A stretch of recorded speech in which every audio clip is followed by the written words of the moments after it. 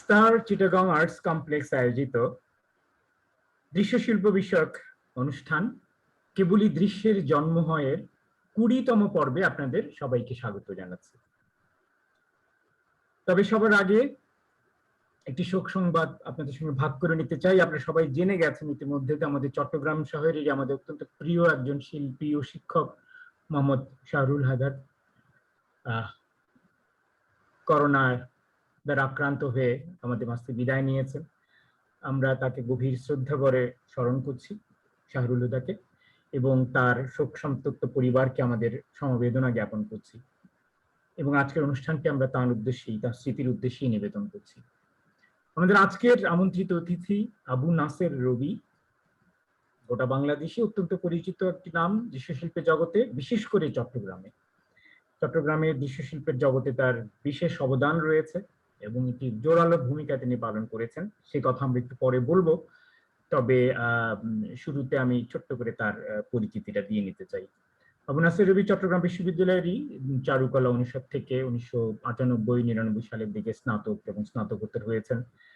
Painting এবং print making ছিল তার প্রাথমিক চর্চার ক্ষেত্র, এবং প্রিন্ট মেকিং এ তিনি বেশ নামও করেছিলেন। 2010 সালে আমাদের যে শিল্পকলা একাডেমিতে তরুণ শিল্পীদের যে প্রতিযোগিতা এবং অনুষ্ঠান প্রদর্শনীটি হয়ে থাকে, সেখানে তিনি ছাপচিত্রের জন্য শ্রেষ্ঠ পুরস্কারটিও পেয়েছিলেন। এরপর ধীরে ধীরে তিনি তার চর্চার ক্ষেত্রটিকে প্রসারিত করতে থাকেন, এবং বলা চলে যে সমকালীন দৃশ্যশিল্প বা নতুন মাধ্যমের যে চর্চাগুলো আমাদের পৃথিবীর বিভিন্ন শিল্প রাজধানীগুলোতে চর্চিত হচ্ছিল, সেগুলোকে তিনি নিয়ে আসেন আমাদের এই শহরে। নিজে তার সঙ্গে সক্রিয়ভাবে অংশগ্রহণ করেন, বিশেষ করে স্থাপনা শিল্প, সাইট স্পেসিফিক কাজ, পারফরমেন্স ইত্যাদিতে। এবং দেশে বিদেশে বহু জায়গায় বহু প্রদর্শনী, উৎসব, কর্মশালা, রেসিডেন্সি, ক্যাম্প তিনি অংশগ্রহণ করেছেন এবং বাংলাদেশকে যেভাবে উপস্থাপন করেছেন, ফলে তাকে এক প্রকার আমাদের সমকালীন দৃশ্যশিল্পের একজন শুভেচ্ছা দূত হিসেবেই বলা যেতে পারে। বিশেষ করে দক্ষিণ কোরিয়ায় তার একটি জোরালো পরিচিতি এবং অবস্থান রয়েছে। এর বাইরে জাপান, জর্ডান, নেপাল, ভারত, বহু জায়গায় তিনি নানাবিধ শৈল্পিক কর্মকাণ্ডে অংশ নিয়েছেন।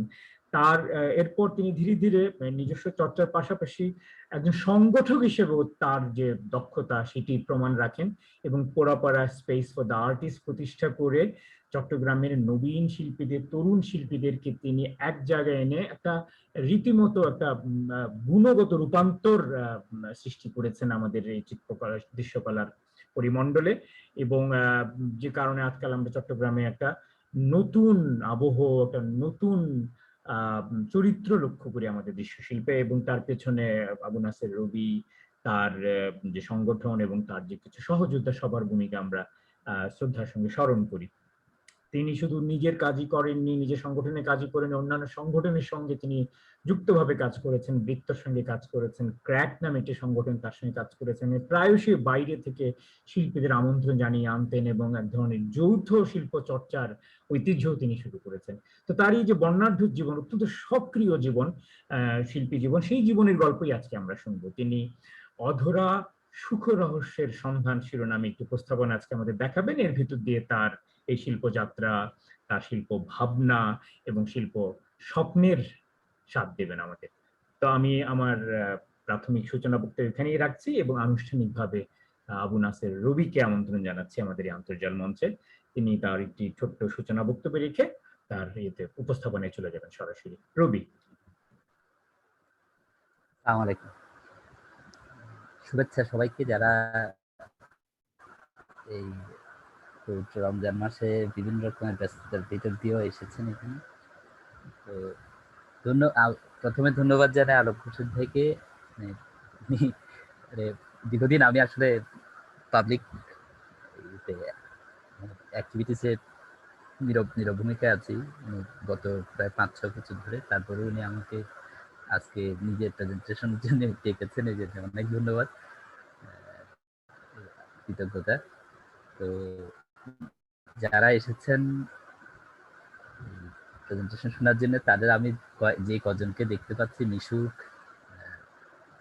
ফারহান আজমিন এবং জয়দেব অলরেডি আমার সমস্ত কাজ সম্পর্কে এরা কম বেশি জানেন সবাই। আসলে ভূমিকা ভূমিকা বড় না করে আমি কাজে চলে গেলে ভালো। কারণ হচ্ছে আমার কাজগুলো অনেকে দেখেছেন আসলে, যারা এখানে আছেন অলরেডি। মঞ্জু আসছিল, মঞ্জু হয়তো দেখেনি। কারুকলা সম্পর্কে অনেকেই যারা আমার সাথে বিভিন্ন সময় কাজ করেছেন তারা এখানে আছেন, সবাই এগুলো দেখে থাকবেন। তারপরে আমি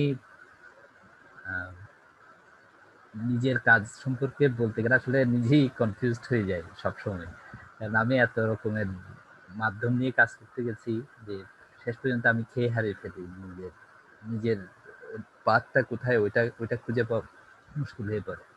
আর মাঝে মধ্যে আমি এটা নিয়েও কনফিউশনে পড়ে যাই যে আমি আসলে সংগঠক নাকি আর্টিস্ট, নাকি আর্ট প্র্যাকটিসিং এর গোলটা কোন দিকে আমার মানে বেশি আগান, ওইটা আমি ডিসাইড করতে পারি। এটা সমস্যা।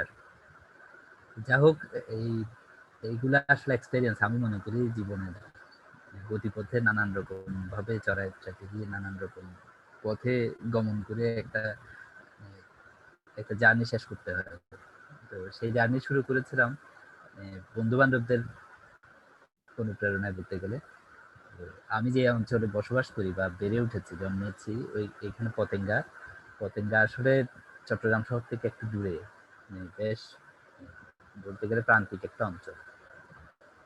চট্টগ্রাম শহরের সবচেয়ে দক্ষিণের অঞ্চল, দক্ষিণ পতেঙ্গা আমাদের জন্ম এবং বেড়ে ওঠা। তো এখান থেকে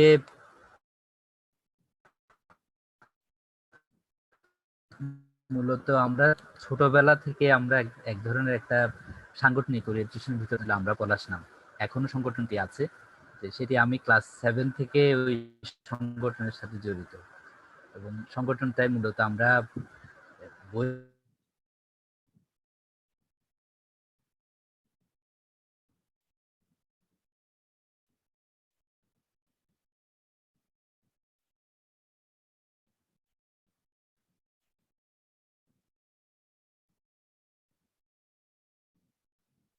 হ্যালো রবি।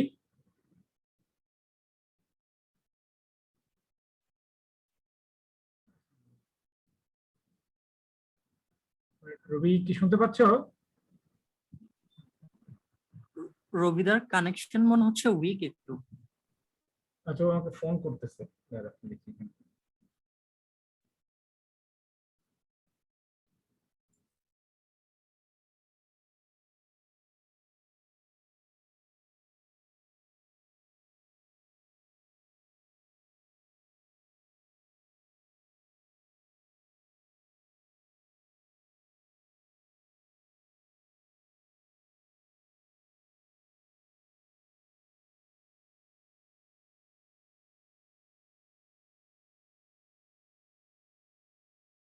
ওর ওখানে কারেন্ট চলে গেছে। হ্যাঁ, তো ও চেষ্টা করছে ডাটা দিয়ে ঢুকতে। এখন আমাদের কি করণীয় এখানে? আমরা নিজেরা কিছু কথাবার্তা বলবো? জয়দেব তো আছে হ্যাঁ হ্যাঁ এটা ছাড়া আসলে মনে হয় উপায় নেই। জয়দেব দা আছে, জয়দেব দা হ্যাঁ কিছু হ্যাঁ, মানে চাইলে পোড়াপাড়ার সম্পর্কে পড়াটা হ্যাঁ একটু একটু করে কথা বলতে পারে। ফারাও আছে এখানে, তার কথাও শুনতে পারি। মুশকিল হয়ে গেল আসলে। কারেন্ট যদি চলে যেতে, কারেন্ট খুব সহজে নাও আসতে পারে আর কি। জানি না, দেখি কি করে। জয়দেব, তুমি বরং কিছু একটা রবির কাজ সম্পর্কে, রবির ভূমিকা সম্পর্কে কিছু একটা বলা শুরু করো। হুম, রবিকে তুমি যেভাবে দেখেছো, চিনেছো আর কি। হ্যাঁ, ওর বিশেষ করে কাজের উপরে, ওর কাজ সম্পর্কে প্লিজ জয়দেব।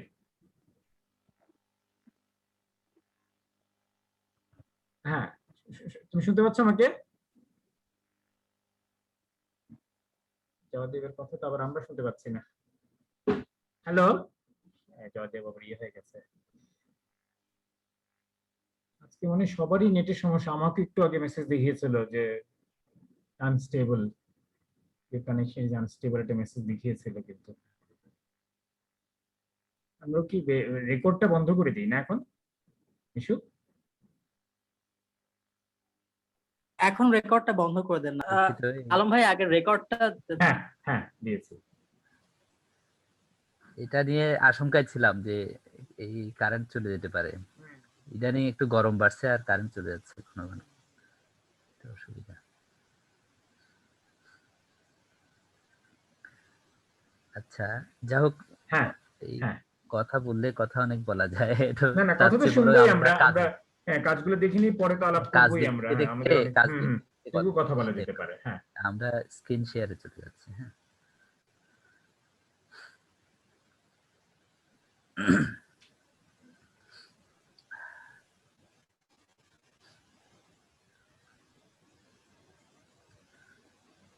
যাই হোক, আমি বেসিক্যালি শুরু করেছিলাম যখন, তো যেটা ব্যাকগ্রাউন্ড বলতে শুরু করছিলাম, যেটা হচ্ছে আমার একটা সংগঠন।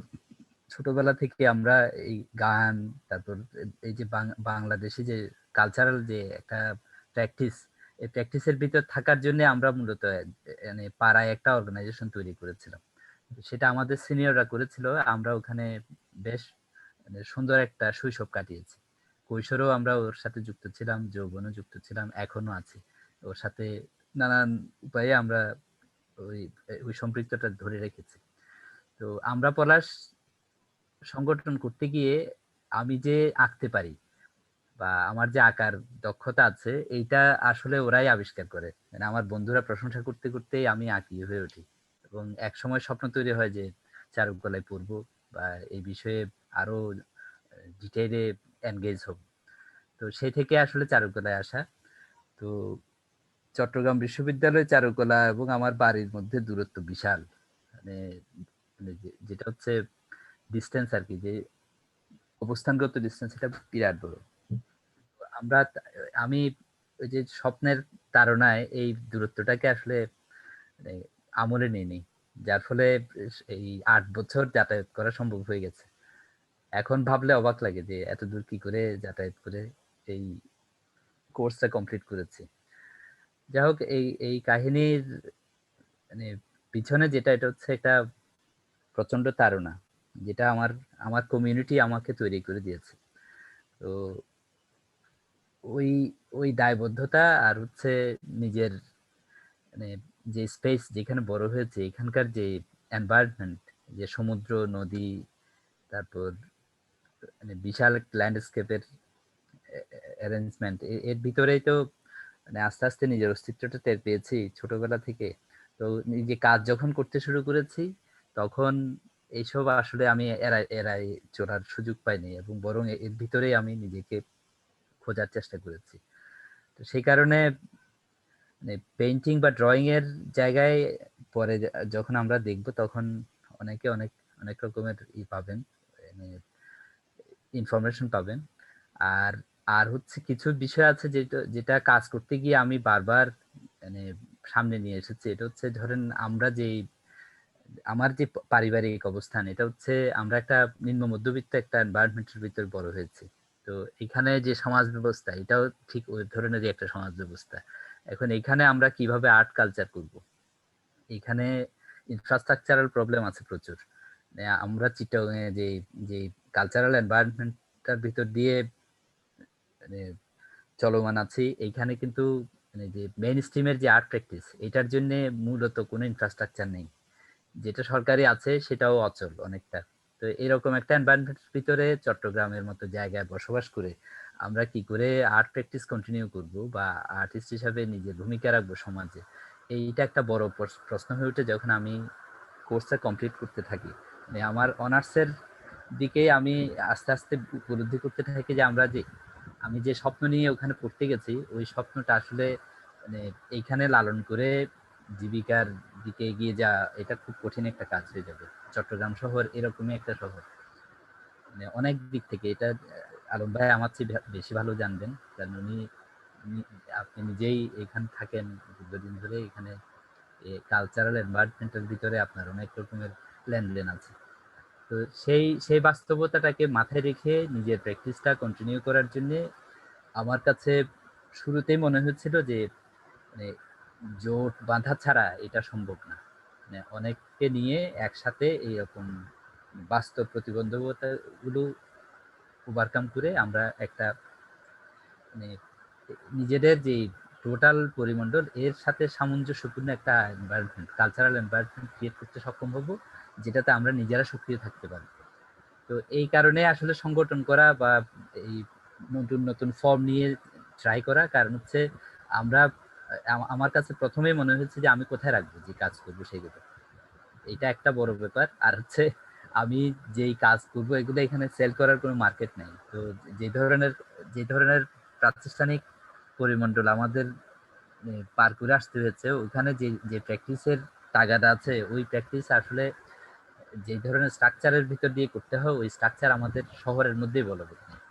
তো যার ফলে আমরা বিকল্প পন্থা খুঁজতে চেষ্টা করেছি, আমি নিজে মরিয়া হয়ে খুঁজেছি, এবং এই খুঁজতে গিয়ে যেটা আপনি বলছিলেন যে অনেক মিডিয়াম, অনেক রকমের মানে এই শিল্প প্রকরণ নিয়ে নাড়াচাড়া করার একটা চেষ্টা করেছি, এবং সেই কারণে সংগঠন তৈরি হয়েছে। সংগঠনে আমরা নানান রকম প্র্যাকটিস করেছি, এবং সেই প্র্যাকটিসের রেশ ধরে আরো সংগঠন তৈরি হয়েছে চট্টগ্রামে, এবং আমরা আসলে এক ধরনের একটা প্র্যাকটিসের ভিতর দিয়ে আগাচ্ছি, এবং এটা পজিটিভ মনে হয়েছে কখনো কখনো, এবং কখনো কখনো মনে হচ্ছে এই কারণে পুরো দেশের যে টোটাল আর্ট সিন, এখানে আমাদের চিটাগং এর একটা আলাদা পরিচিতি তৈরি হওয়ার সুযোগ তৈরি হয়েছে, এবং ভবিষ্যতে আরো আরো শক্ত পরিচিতি তৈরি হবে আশা করি সেরকম।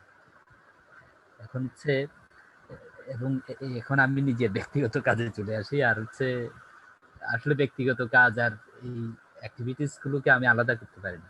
হ্যালো, শুনছি, শোনা বলো। যাচ্ছে? হ্যাঁ, শোনা যাচ্ছে। এটা আলাদা করা খুব কঠিন আমার জন্য, কারণ আমি একসাথে করেছি সবকিছু, যার ফলে মাঝে মধ্যেই এটা সেটা ঢুকে যাবে। আমি এই জন্য আগে থেকে ক্ষমা চেয়ে দিচ্ছি। না, কোনো অসুবিধা নেই, এবং কারো যদি প্রশ্নও থাকে এই, উপস্থাপনের হ্যাঁ, মাঝখানেও যদি এটা কেউ কিছু বলতে বলতে পারে, পারবেন। মন্তব্য করতে হ্যাঁ পারে, হ্যাঁ, আমার মনে করা যায় এটা খুব রাইট। আনুষ্ঠানিক কিছু না, একটা ঘরোয়া ভাবে হ্যাঁ এটা সেটাই, হোক। এটা একটা আলাপ করাই আর কি। হুম হুম হুম হুম এখন তো যেটা বলছিলাম যে যেহেতু আমাদের এখানে ইনফ্রাস্ট্রাকচারাল দুর্বলতা প্রকট, এবং হচ্ছে আমরা মানে আর্ট মার্কেট বা আর্টের যে টোটাল যে মেন স্ট্রিম যে পরিবেশ, ওটার বাইরে থেকে আমাদের প্র্যাকটিস করতে হবে। তো সেই কারণে আমি সবসময় ব্যক্তিগতভাবে নিজের কাজের জন্য সবচেয়ে ইজি পদ্ধতি, সবচেয়ে সহজ এবং কম দামি ম্যাটেরিয়াল কি করে আর্টে রূপান্তরিত করা যায় ওইটা নিয়ে চেষ্টা করেছি, এবং বেশিরভাগ ক্ষেত্রে আমার নিজের কাজগুলো খুব কম সময় এবং হচ্ছে কম ইফোর্ট,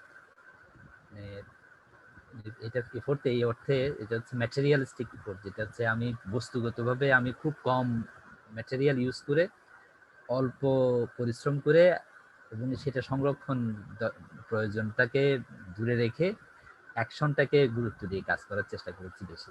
এবং সেই সেই সব কাজগুলো আমরা যখন শুরু করি 2002 এর দিকে, তখন আসলে আমাদের হাতে এমন কোনো ডকুমেন্টেশনের যন্ত্রপাতি ছিল না, যার ফলে জয়দেব, আমি এবং আরো অনেকেরই কাজের প্রপার ডকুমেন্টেশন হয় নাই। আমরা আমরা কাজ করেছি প্রচুর, কিন্তু এগুলো ডকুমেন্টেড করতে পারিনি। আর একটা বিষয় হচ্ছে পারফরমেন্স করতে গেলে ডকুমেন্টেশন একটা বিরাট ঝুঁকির ব্যাপার, কারণ আমরা আসলে পারফরমেন্সের ডকুমেন্টেশন কখনোই করতে পারি না। যেটুকু হয় কিছু ছবি তুলি, কিছু ভিডিও হয়, কিন্তু আদতে এনভায়রনমেন্টটাকে ডকুমেন্টেড করার মতো প্রযুক্তি আমাদের হাতে এখন আসেনি, এবং সেটার জন্য সেটা অনেক ব্যয়বহুল বটে। যা হোক, আমরা মূলত যেটা কন্টিনিউ করার জন্য যেইটুকু দরকার ওইটুকু আমরা জোগাড় করতে পেরেছি, এবং ওই ওই ওইটা কি করে সহজে জোগাড় করে সহজে কাজটা মানে প্র্যাকটিসটাকে কন্টিনিউ করা যায় ওই দিকে মনোযোগ দেওয়ার চেষ্টা করেছি।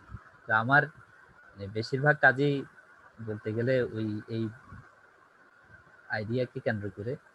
তো এইখানে কিছু আমি আসলে বেশ কিছু স্লাইড যোগ করে নিয়েছি, 115টার মতো স্লাইড আছে, এগুলো ইমেজ মূলত। ভিডিওটা আমি আজকে দেখাতে পারবো না, আসলে ভিডিও ইউটিউবে আছে কিছু কিছু। আজকে নেটের অবস্থা খুব ভালো না, মনে হয় না ভিডিও সাপোর্টও এটা করতো আজকে। ভিডিওটা দেখবো না, অন্য কোনো পরিসরে যদি আমরা সুযোগ পাই তাহলে হচ্ছে হয়তো দেখে নিতে পারি। তো এই কাজটা হচ্ছে নেপালে করা, নেপালের বক্তপুর দরবার স্কোয়ারে করা এই কাজটা, পারফরমেন্সটা 2005 সালে। নেপালের একটা অর্গানাইজেশন, এই ট্রায়াঙ্গেল আর্ট ট্রাস্টেরই একটা ব্রাঞ্চ, আমাদের বৃত্তের মতো, সূত্রা নাম, ওরা ইনভাইট করছিল এই ইন্টারন্যাশনাল একটা পারফরমেন্স পারফরমেন্স না, মূলত ইন্টারন্যাশনাল আর্টিস্টদের একটা ওয়ার্কশপ, 15 দিনের ওয়ার্কশপ ছিল। তো আমি এই ধরনের একটা পারফরমেন্স করি। এটা মূলত নেপালের এই শহরগুলো, 4টা শহর, এগুলোকে অনেকটা হোলি সিটি বলে ওরা, ধর্মীয়ভাবে এগুলো খুব গুরুত্বপূর্ণ। অশোকের এস্টাবলিশমেন্ট, অশোক আমলে তৈরি করা শহর, পুরো একটা শহরটা পুরোটাই একটা মন্দিরের মতো।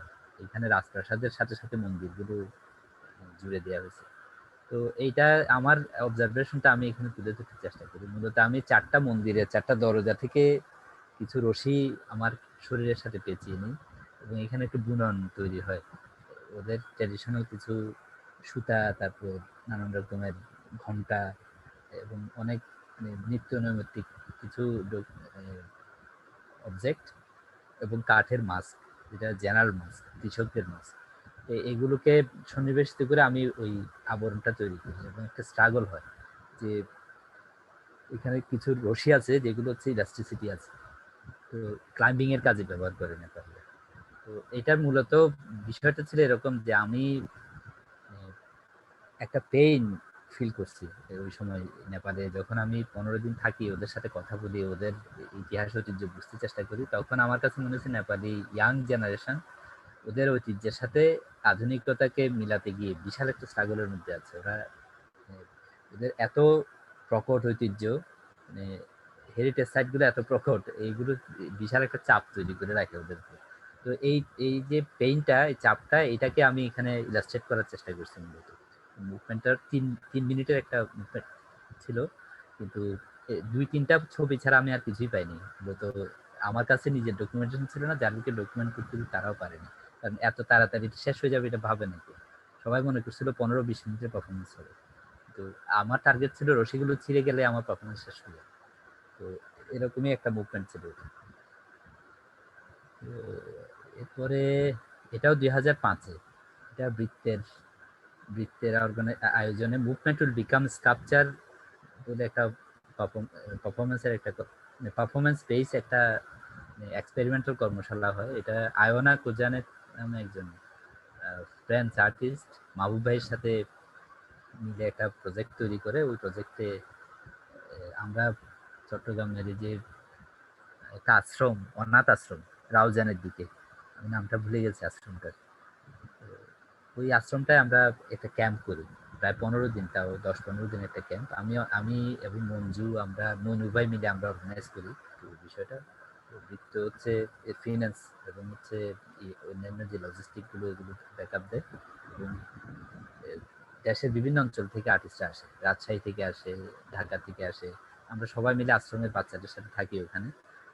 তো ওই প্রোগ্রামটাতে হচ্ছে আমি পারফরমেন্সটা করতে চেষ্টা করি। এটা হচ্ছে মূলত একটা নিউরন সেলকে বুনন, এই যে পাঠের রশি দিয়ে বুনে একটা সিম্বলিক একটা মুভমেন্ট তৈরি করার চেষ্টা করি। এটা হচ্ছে স্ট্রাকচারটা একটা বিদ্যুতের স্ট্রাকচার, ওই স্ট্রাকচারের সাথে মুভমেন্টটা হয়। এটা এখানেও কিন্তু ওই যে লিঙ্ক তৈরি করে রাখা নানান জায়গায়, যে আমরা ভাবতে গেলে আমাদের অনেকগুলো প্রপঞ্চ একসাথে কাজ করে। আসলে কোনো একটা ভাবনা একা একা কখনো হয় না, সে অনেক রকমের ডালপালা নিয়ে নানান কিছুর সাথে নানানভাবে সম্পৃক্ত থাকে। তো ওই কনফ্লিক্টটাকে, মনের ওই কনফ্লিক্টটাকে আমি ভিজুয়াল করার চেষ্টা করি পারফরমেন্সটার ভিতর দিয়ে। তো এই যে বুননের মাধ্যমে যে পিসটা তৈরি করে, ওটা কিছু ডিটেলও আছে, দেখা যেতে পারে। এখানেও খেয়াল করে দেখবেন ম্যাটেরিয়াল খুব সিম্পল, এবং এটাকে তৈরি করে তোলার জন্য হচ্ছে ভাবনাটাকে বেশি ব্যবহার করার চেষ্টা। তো ওই সেম যে বুননের যে আইডিয়া, ওইটা থেকে আমি 2008 সালে আরেকটা বুনন তৈরি করি। এটা হচ্ছে জর্ডানের সাতানা বলে একটা অঞ্চল, মরুভূমির মাঝখানে একটা পরিত্যক্ত একটা খ্রিস্টান গ্রাম, একটা চার্চের এনভায়রনমেন্টের ভিতরে ওয়ার্কশপটার ভেন্যু হয় ওখানে। এটা পুরো বিচ্ছিন্ন একটা গ্রাম। তো ওখানে কোনো খুব অল্প কিছু মানুষজন বসবাস করে, যারা বয়স্ক, ওরা ইয়াংরা সবাই হচ্ছে আমেরিকায় চলে যাচ্ছে, এরকম একটা পরিত্যক্ত অ্যাবান্ডেন্ট ভিলেজ সাতানা। ওখানে একটা ওয়ার্কশপ হয় যেখানে হচ্ছে বিভিন্ন দেশ থেকে লোকজন আসে, 15টা দেশ থেকে আসে। তো ওইখানকার জর্ডানের যারা ইয়াং আর্টিস্ট তারাও আসে, কিছু বয়স্ক আর্টিস্টরাও আসে, সবাই মিলে হচ্ছে আমরা একসাথে থাকি এবং নানান কিছু লেনদেন। তো ওই জার্নিটাতে আমার একটা মিরাকলাস, মানে খুব কাকতালীয় কিছু ঘটনা ঘটে টিম নিয়ে। মানে আমি তিন দিনের জার্নি করি, 3টা এয়ারপোর্ট পার করতে গিয়ে আমার 3টা দিন লেগে যায়, নানান রকমের ঘটনা ঘটতে থাকে এবং শেষে গিয়ে রাত 3টার সময় আমি পৌঁছাই এয়ারপোর্টে। এরকম অনেক দিন একসাথে হয়ে যায়। ওই ঘটনাটাতে মানে পুরো ব্যাপারটাতে ওই ওয়ার্কশপে জয়েন করার পুরো ব্যাপারটাতে বারবার আমার সামনে চলে আসে। এটা খুবই একটা কাকতালী ঘটনা, কিন্তু আমি পরে ওই এক্সপেরিয়েন্সটাকে এইভাবে শেয়ার করার চেষ্টা করি। একটা হেড বানাই, মাথার একটা পিস বানাই, যেটা হচ্ছে 3জন মানুষ একসাথে পড়বে এবং একটা মুভমেন্ট করার জন্য একটা এরিয়া ধরে দিই যে এখানে 3জন মিলে কি করে মুভ করা যায়। আদতে এটা অসম্ভব ব্যাপার, অনেকটা রিস্কি। তো তারপরে এটা একটা পারফরমেটিভ অ্যাক্টিভিটিস, মানে এটা কমিউনিটি অ্যাক্টিভিটিস এর মধ্যে অনেকেই এটা নিয়ে খুব ফান করে। মূলত এটা ফানি একটা বিষয় ছিল। এখানে আমার সিরিয়াস কাজও ছিল যে বিদ্রোহী কবিতা এটার সাথে হচ্ছে এটা করি আমরা। এই আরব যে ইয়াং জেনারেশনটা আসে, ওইখানে প্যালেস্টাইন ছিল, সিরিয়া ছিল, তারপর হচ্ছে এই লেবানন ছিল, এইসব অঞ্চলের যারা ইয়াং আর্টিস্ট আসে, যারা আমার সমবয়সী, তাদের সাথে হচ্ছে আমাদের জাতীয় কবি কাজী নজরুল ইসলামের বিদ্রোহী কবিতা, এই কবিতাটার সাথে হচ্ছে আমি শেয়ার করি নানান রকম জায়গা থেকে, নানান দৃষ্টিভঙ্গি থেকে। তো ওরা ওদের মতো করে এটা ট্রান্সলেট করে নেয়। তারপর হচ্ছে আমরা কথা বলি এগুলো নিয়ে। এই কথা বলতে বলতে পরে আমি বিদ্রোহী কবিতা আবৃত্তি করি এবং এটা ভিডিও ধারণ করে এটা ইনস্টল করি। এবং এখানে এই ইনস্টলেশনের ছবি, মূলত ভিডিওটা আমরা ওপেন স্টুডিওতে দেখাই। এটা ওই ভিডিওরই একটা ফুটেজ।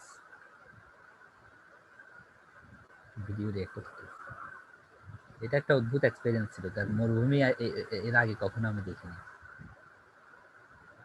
তো এটা ওই আইডিয়াটা নিয়ে আবার 10 সালে আমি জাপানে একটা নিপাফ, একটা ইন্টারন্যাশনাল পারফরমেন্স আর্ট ফেস্টিভ্যাল হয়, ওখানে আমি যাই।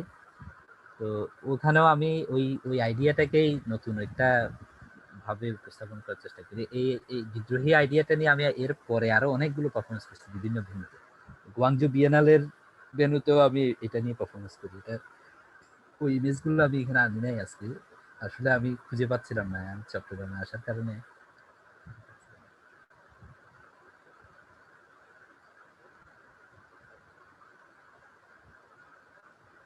জাপানের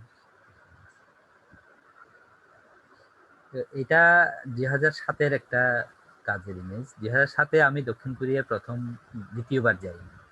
প্রথমবার 2006-এ যখন প্রথমবার যাই, তখন আসলে আমি আর্টিস্ট হিসেবে যাই না ওখানে, আমি যাই হচ্ছে কালচারাল অ্যাডমিনিস্ট্রেশন ট্রেনিং এর জন্য। তো এটা আর্টস কাউন্সিল কোরিয়া অর্গানাইজ করে।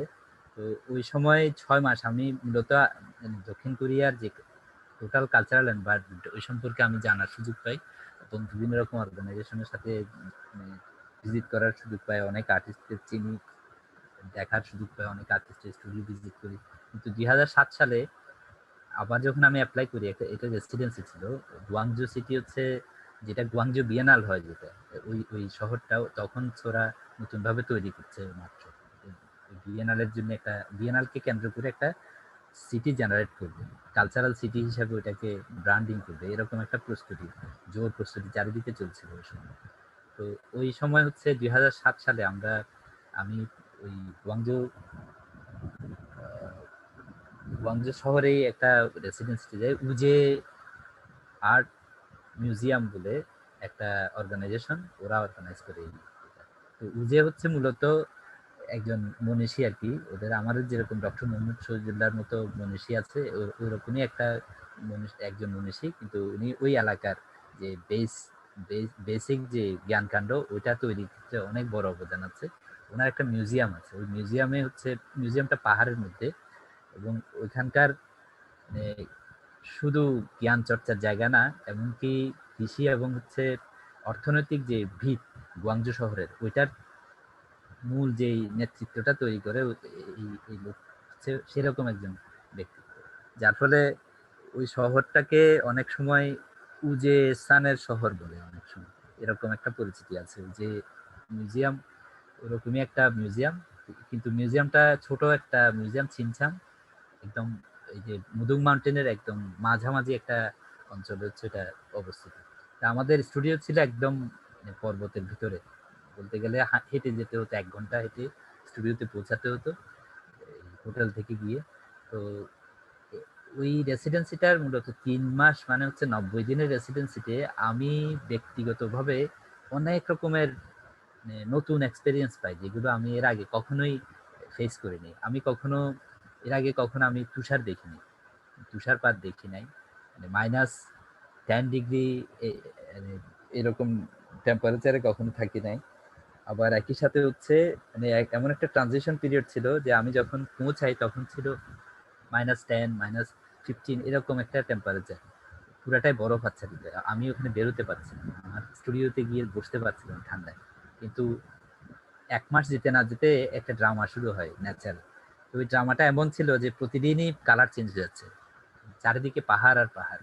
ওখানে হচ্ছে মরা গাছগুলো, যখন আমি যাই তখন হচ্ছে এগুলো সাদা বরফে ঢাকা ছিল, একদম শুকাই গেছে এরকম মনে হচ্ছিল, কিন্তু ওখান থেকে পাতা আসার আগে ফুল আসা শুরু করে।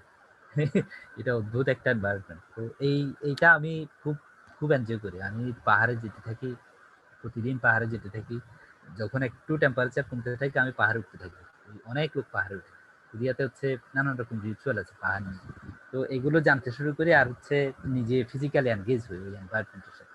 তখন মনে হয় হচ্ছে যে মানে অনেকগুলো কোয়েশ্চেনের আসলে উত্তর খুঁজতে শুরু করি আমি, যেগুলো মূলত মানে মানুষের জীবনের যে নানান রকম দুঃখ, সুখ, বেদনা, নানান কিছু যে সংমিশ্রণ একান্ত ব্যক্তিগত জায়গায়, ওই সমস্ত অনুভূতিগুলো কি করে নিজে ডিল করতে হয়, এইরকম কিছু বিষয় নিয়ে আমি তখন ভাবার সুযোগ পাই। যেটা আমার আমার অঞ্চল, আমি যেখানে থাকি, যেখানে বসবাস করি, যেখানে বেড়ে উঠছি, এই জায়গায় এই এনভায়রনমেন্টের ভিতরে আমার যে এনগেজমেন্ট, এটা থেকে আমি ডিটাচড হয়ে যাওয়ার কারণে ওরকম ভাবার একটা সুযোগ তৈরি হয়। এটা অসম্ভব ছিল যদি আমি পতেঙ্গায় থেকে যেতাম বা ওই জায়গায় যাওয়ার সুযোগ না পেতাম, তাহলে হয়তো এইভাবে ভাবতাম না আমি কখনো। কারণ এটা এই বিযুক্তটা হওয়া, নিজের চিরচরিত অবস্থান থেকে একটু দূরে সরে যাওয়ার কারণে এরকম একটা সুযোগ আমার তৈরি হয় এবং আমি সুযোগটা কাজে লাগে। আমার কাছে মনে হয়ে গেছে মানে বিষয়টা এরকম মনে হচ্ছিল যে সামহাও আমরা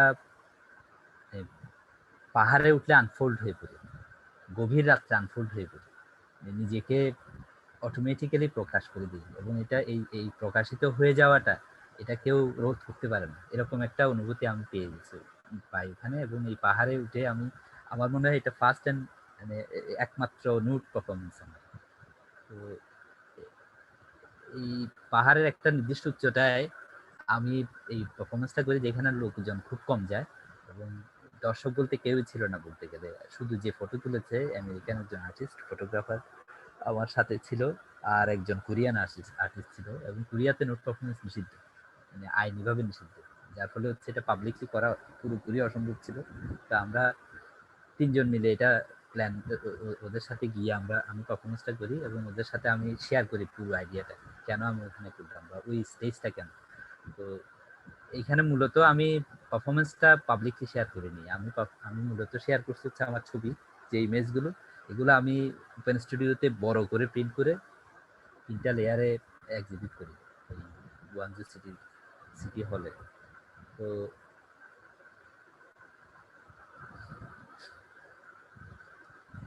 এইগুলো সেই পারফরমেন্সের ইমেজ, এই ইমেজটা বিহারের সাথে হাত পাবে।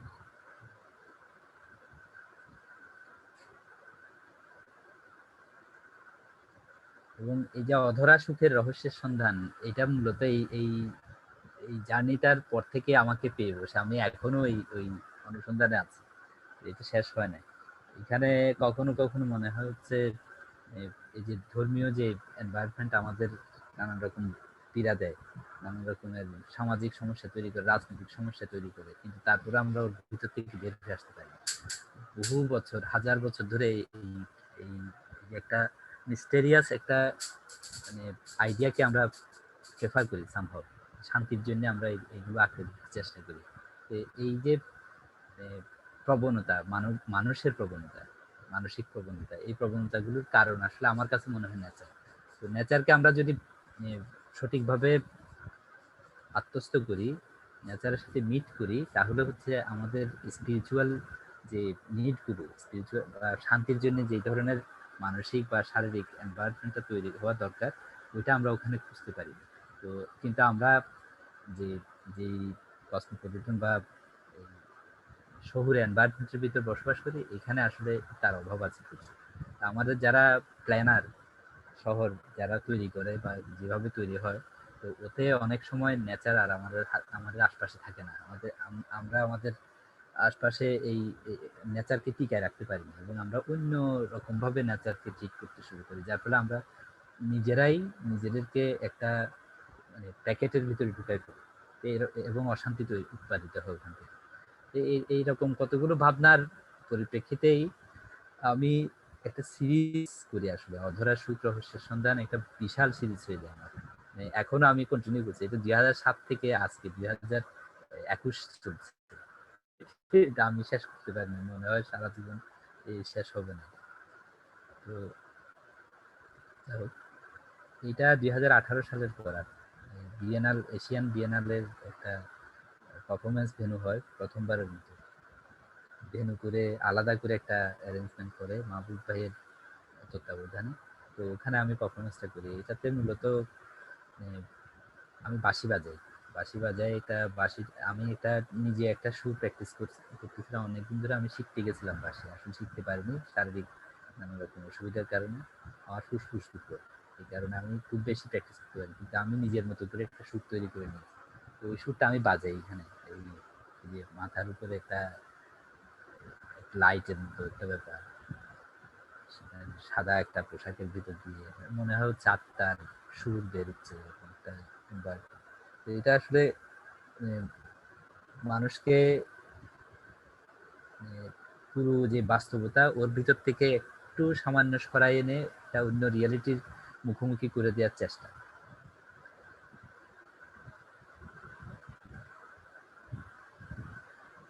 10-15 মিনিটের একটা পারফরমেন্স ছিল। এটা খুব স্লো একটা হেঁটে যাওয়া একটা সুরের সাথে সাথে।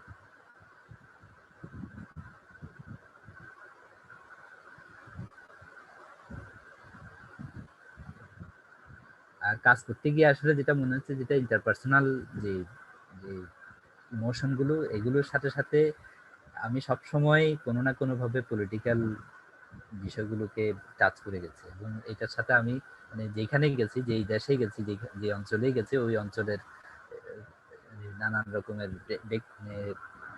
কি বলবো সামাজিক সমস্যাগুলো বা রাজনৈতিক সমস্যাগুলো আমি এড়িয়ে যেতে পারিনি। তো এটাও সেরকম একটা ঘটনা। তো এখানে যে দুইজন আমরা পারফরমেন্স করছি, ওর সাথে আরো একজন আছে যার ছবি নাই এখানে আমার কাছে। আমরা মূলত কোরিয়ান একজন আর্টিস্ট, আমি এবং হচ্ছে ব্যাংককের একজন আর্টিস্ট। আমরা এই রেসিডেন্সিতে একসাথে ছিলাম 90 দিন। এই 90 দিন আমরা আসলে প্রচুর আলাপ করি ব্যাংককের কালচারাল এনভায়রনমেন্ট, পলিটিক্যাল এনভায়রনমেন্ট, এবং হচ্ছে সাউথ কোরিয়া এবং বাংলাদেশ, এই তিন দেশের হিস্ট্রি, পলিটিক্যাল হিস্ট্রি এবং হচ্ছে কালচারাল হিস্ট্রি, এগুলো নিয়ে আমরা প্রচুর লেনদেন হয়, প্রচুর আলাপ হয়, ঝগড়াঝাটি হয়।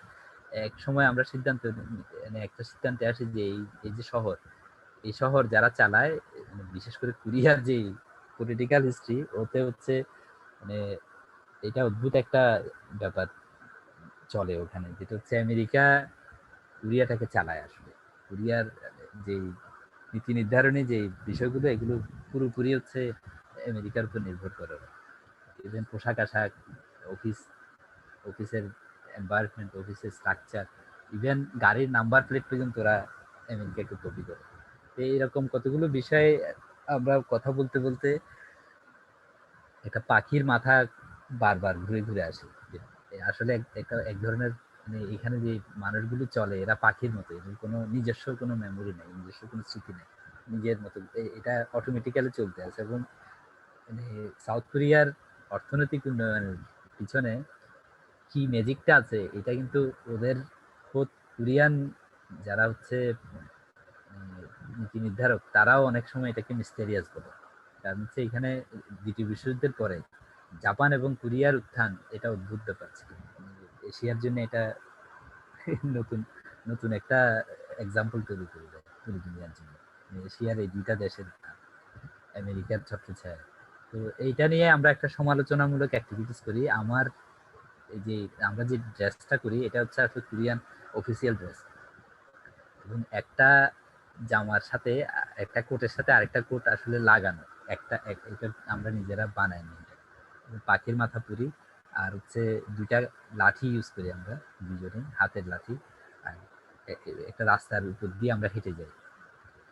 আর একজন হচ্ছে পিছনে সুরাত চায়, ও হচ্ছে যে ইয়েতে বুদ্ধিস্ট টেম্পল গুলোতে বাচ্চাদেরকে ঘুম ঘুম থেকে জায়গায় তোলার জন্য এক ধরনের একটা বাঁশ ইউজ করে, ওরা মাথায় পাড়ি দেয়, এটা গায়ে পাড়ি দেয়, খুব জোরে আওয়াজ করে কিন্তু আসলে লাগে না, এরকম একটা জিনিস। ওইটা দিয়ে সে মাথায় পাড়ি দিতে থাকে, নিজের মাথায় পাড়ি দিতে থাকে। ও পিছনে ছিল, আসলে আমি ইমেজটা মিস করছি এখানে। এটা ছিল উদ্বোধনী পারফরমেন্স আসলে ওই ইভেন্টটার, যে ওপেন স্টুডিও এক্সিবিশন 10 দিন ব্যাপী, ওটার ওপেনিংটা আমরা এইভাবে করি। এটা 2005 সালে করা কাজ। এটা মূলত নেচারের সাথে নিজের সম্পর্ক বা শরীরের সম্পর্কটাকে আমি নিজের মতো করে ভিজুয়াল করার চেষ্টা করি। এটা একটা ইনস্টলেশন, ওই সেম আইডিয়ার যে ড্রয়িং গুলো, নানান রকমের মুখগুলো, এগুলোকে আমি বাছাই করে নদীর পাড়ে সাজাই। এটা আমাদের একটা ইভেন্ট ছিল, পুরাপাড়ার বলতে গেলে প্রথম দিকের ইভেন্ট, বৃত্তের সাথে প্রথম ইভেন্ট এটা। তো ওখানে আমি এটি ইনস্টল করি নদীর পাড়ে। এই নদীর পাড়টা এখন আর নাই। এটা আমরা 2003 সালে করা কাজ।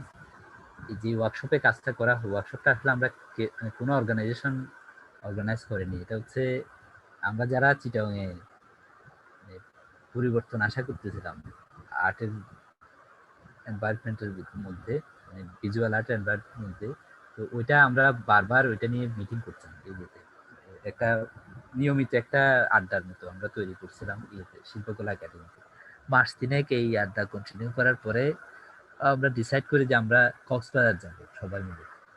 এখানে আমরা 15 দিন থেকে আরো আরো আরো আলাপ করবো, যে আলাপগুলো বেস করে আমরা পরবর্তী অ্যাক্টিভিটিস গুলোর জন্য সিদ্ধান্ত নিব। যেহেতু এটা মেইন স্ট্রিম প্র্যাকটিসের সাথে অনেক অনেক জায়গায় সাংঘর্ষিক, অনেক জায়গায় হচ্ছে এটা আর্ট হবে কি হবে না এরকম কোয়েশ্চেনের মুখোমুখি আছে। তো এটার জন্য আরো বেশি বিস্তারিত আলাপ আলোচনা দরকার। সেই বোধ থেকে আমরা দেশের মধ্যে একটা নেটওয়ার্ক তৈরি করার পরিকল্পনা করি এবং আমরা মাহবুব ভাইকে সিলেক্ট করি যে ওনাকে আমরা ইনভাইট করি। তো এটা 2003 সালের ঘটনা। ওনাকে আমরা একদিনের জন্য ইনভাইট করি আসলে, এই চট্টগ্রামে আসবে, আমাদের সাথে কথা বলবে বা ওনার এক্সপিরিয়েন্স শেয়ার করবে, কারণ উনি ততদিনে ইন্টারন্যাশনালি পরিচিত আর্টিস্ট। তো উনি ইনভাইটেশনটা আমাদের ধ্রুব ওনাকে সরাসরি মিট করে ঢাকায় গিয়ে বলে, উনি চলে আসে দ্রুত, এবং উনি যে টাইমের 1 সপ্তাহ আগে চলে আসে। ওনার অনেক আগ্রহ নিয়ে আসে এবং এটার ফলাফল হচ্ছে আমরা প্রায় 3 মাস একসাথে কাজ করে রীতিমতো বেশ কিছু ইভেন্ট করে ফেলি, এবং এগুলোর কোনো অর্গানাইজারের কোনো শিরোনাম নেই, কিন্তু আমরা 3-4টা ইভেন্ট করে ফেলি। এবং একটা ইভেন্ট হয় কক্সবাজারে। কক্সবাজার বৃত্তের যে টিম, অনেকটা পুরা টিমে চলে আসে। 2002 সালে বৃত্ত তৈরি হয়। তো ওরা প্রথম রেসিডেন্সি যে আর্টিস্ট আসে ওকে সহ নিয়ে চলে আসে কক্সবাজারে। আমরা 15 দিনের জন্য কক্সবাজারে একটা নিরবিচ্ছিন্ন একটা ডিসকাশনে চলে যায়। আসলে ওখানে কাজের চেয়ে বেশি আলাপ হয়, আর্টের টোটাল বিষয়গুলো নিয়ে আমরা আমাদের বোঝাপড়াকে ঝালাই করে একটা ভালো একটা অবকাশ পাই। তো ওইখানে আমার খুব সিম্পল ম্যাটেরিয়াল, খুব কম খরচে এনভায়রনমেন্টটাকে ইউজ করে করা একটা পারফরমেটিভ একটা ফর্ম, যেটা নিয়ে আমরা মূলত পাবলিকলি পারফর্ম করি। এখানে হলের ভিতর দিয়ে বাতাস ঢুকে একটা মানুষের ফিগার হাত পা নাড়তে থাকে, সি বিচে আমি ইনস্টল করি, মানুষজন এটা নিয়ে প্লে করে।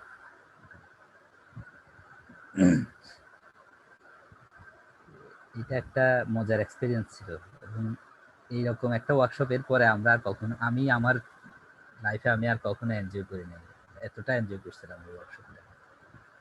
তো এটা ওই ওই টাইমটার মধ্যেই এটা একটা আরেকটা ইভেন্ট। এটা হচ্ছে মানে কক্সবাজার থেকে এসে কক্সবাজার থেকে এসে আমরা এই যে শিল্পকলা, চিটং শিল্পকলা একাডেমির টোটাল বিল্ডিংটার সবকিছু ইউজ করে একটা 2 দিন ব্যাপী একটা এক্সিবিশন করি। ওটা আমরা নাম দিই, একটা পোস্টারও করি, কিন্তু ক্যাটালগ করা হয় নাই। চিটাং এর প্রায় 30 জনের কাছাকাছি আর্টিস্ট ওখানে অংশগ্রহণ করে, না 30 জন, 21 জন, 21 কি 22 জন। তো এই এই এক্সিবিশনটার একটা মজার একটা ইয়ে ছিল, এটা হচ্ছে পাবলিক কি করে এনগেজ হতে পারে একটা এক্সিবিশন।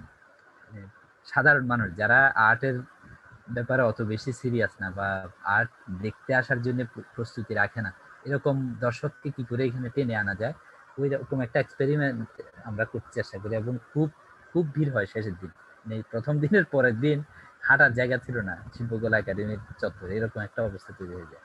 তা আমি আমার মানে আমার বোধহয় ফার্স্ট এবং সর্বশেষ, মানে এরপরে আমি আর ভিডিও করি নাই।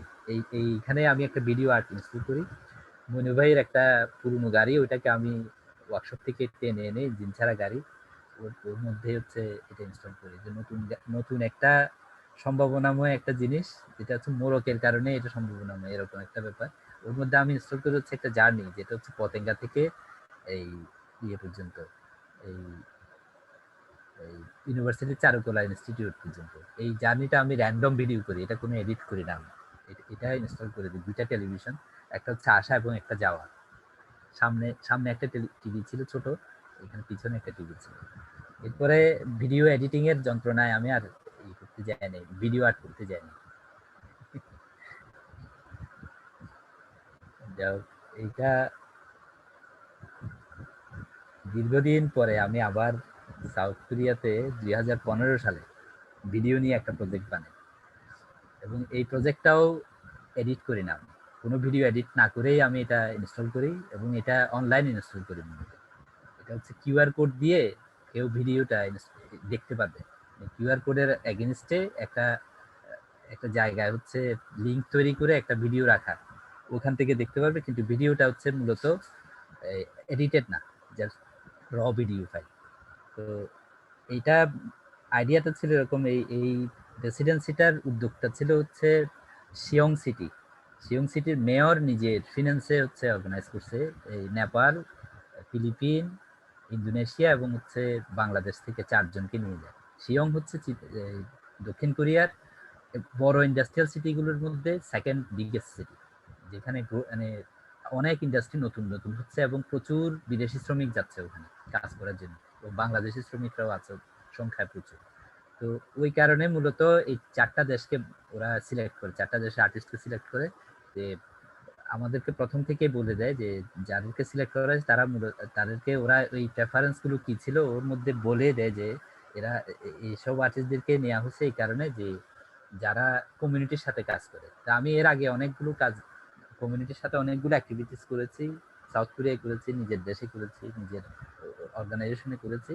তো ওই সূত্রে ওরা আমাকে ইনভাইট করে, আসলে এখানে আমি মানে অ্যাপ্লাই করিনি, ওরা নিজেরা সিলেকশন করে কিউরেটর দিয়ে। তো ওখানে আমি যেটা করি ওটা হচ্ছে শিয়ং এ যে বাঙালি কমিউনিটি, বাংলাদেশের যে শ্রমিক কমিউনিটি, তাদের সাথে আমি মিট করার চেষ্টা করি। ওখানে 2টা বাজারে আমি পুরো 4 মাসের প্রজেক্ট ছিল, 4 মাস আমি প্রায় মানে বেশিরভাগ দিনই ধরুন যে 40-60% ডে আমি ওখানে বাজারেই থাকি। মূলত বাজারে নানান রকম করে মানুষ আসে, বৈধ চেয়ে অবৈধ মানুষ বেশি ওখানে, অবৈধভাবে বসবাস করে এরকম মানুষ বেশি, এবং নানান কারণে অবৈধরা ওখানে চলে যায়, কারণ এটা একটু দূরে, সিউল থেকে একটু দূরে, একটু রিমোট সিটি। তো ওখানে কাজ করার সুযোগ বেশি, এবং রিমোট হওয়ার কারণে সরকারি চাপ কম, মানে নিয়ম কানুনের চাপ কম, এই কারণে হচ্ছে মানুষ ওখানে যায়, বাঙালিরা প্রচুর ওখানে থাকে, থাকে। রবি, দুটো মন্তব্য এসছে, একজন বলছে সাউন্ড একটু কম, আরেকজন বোধহয় কোরিয়া থেকে বলছে দাদা একদমই শোনা যাচ্ছে না।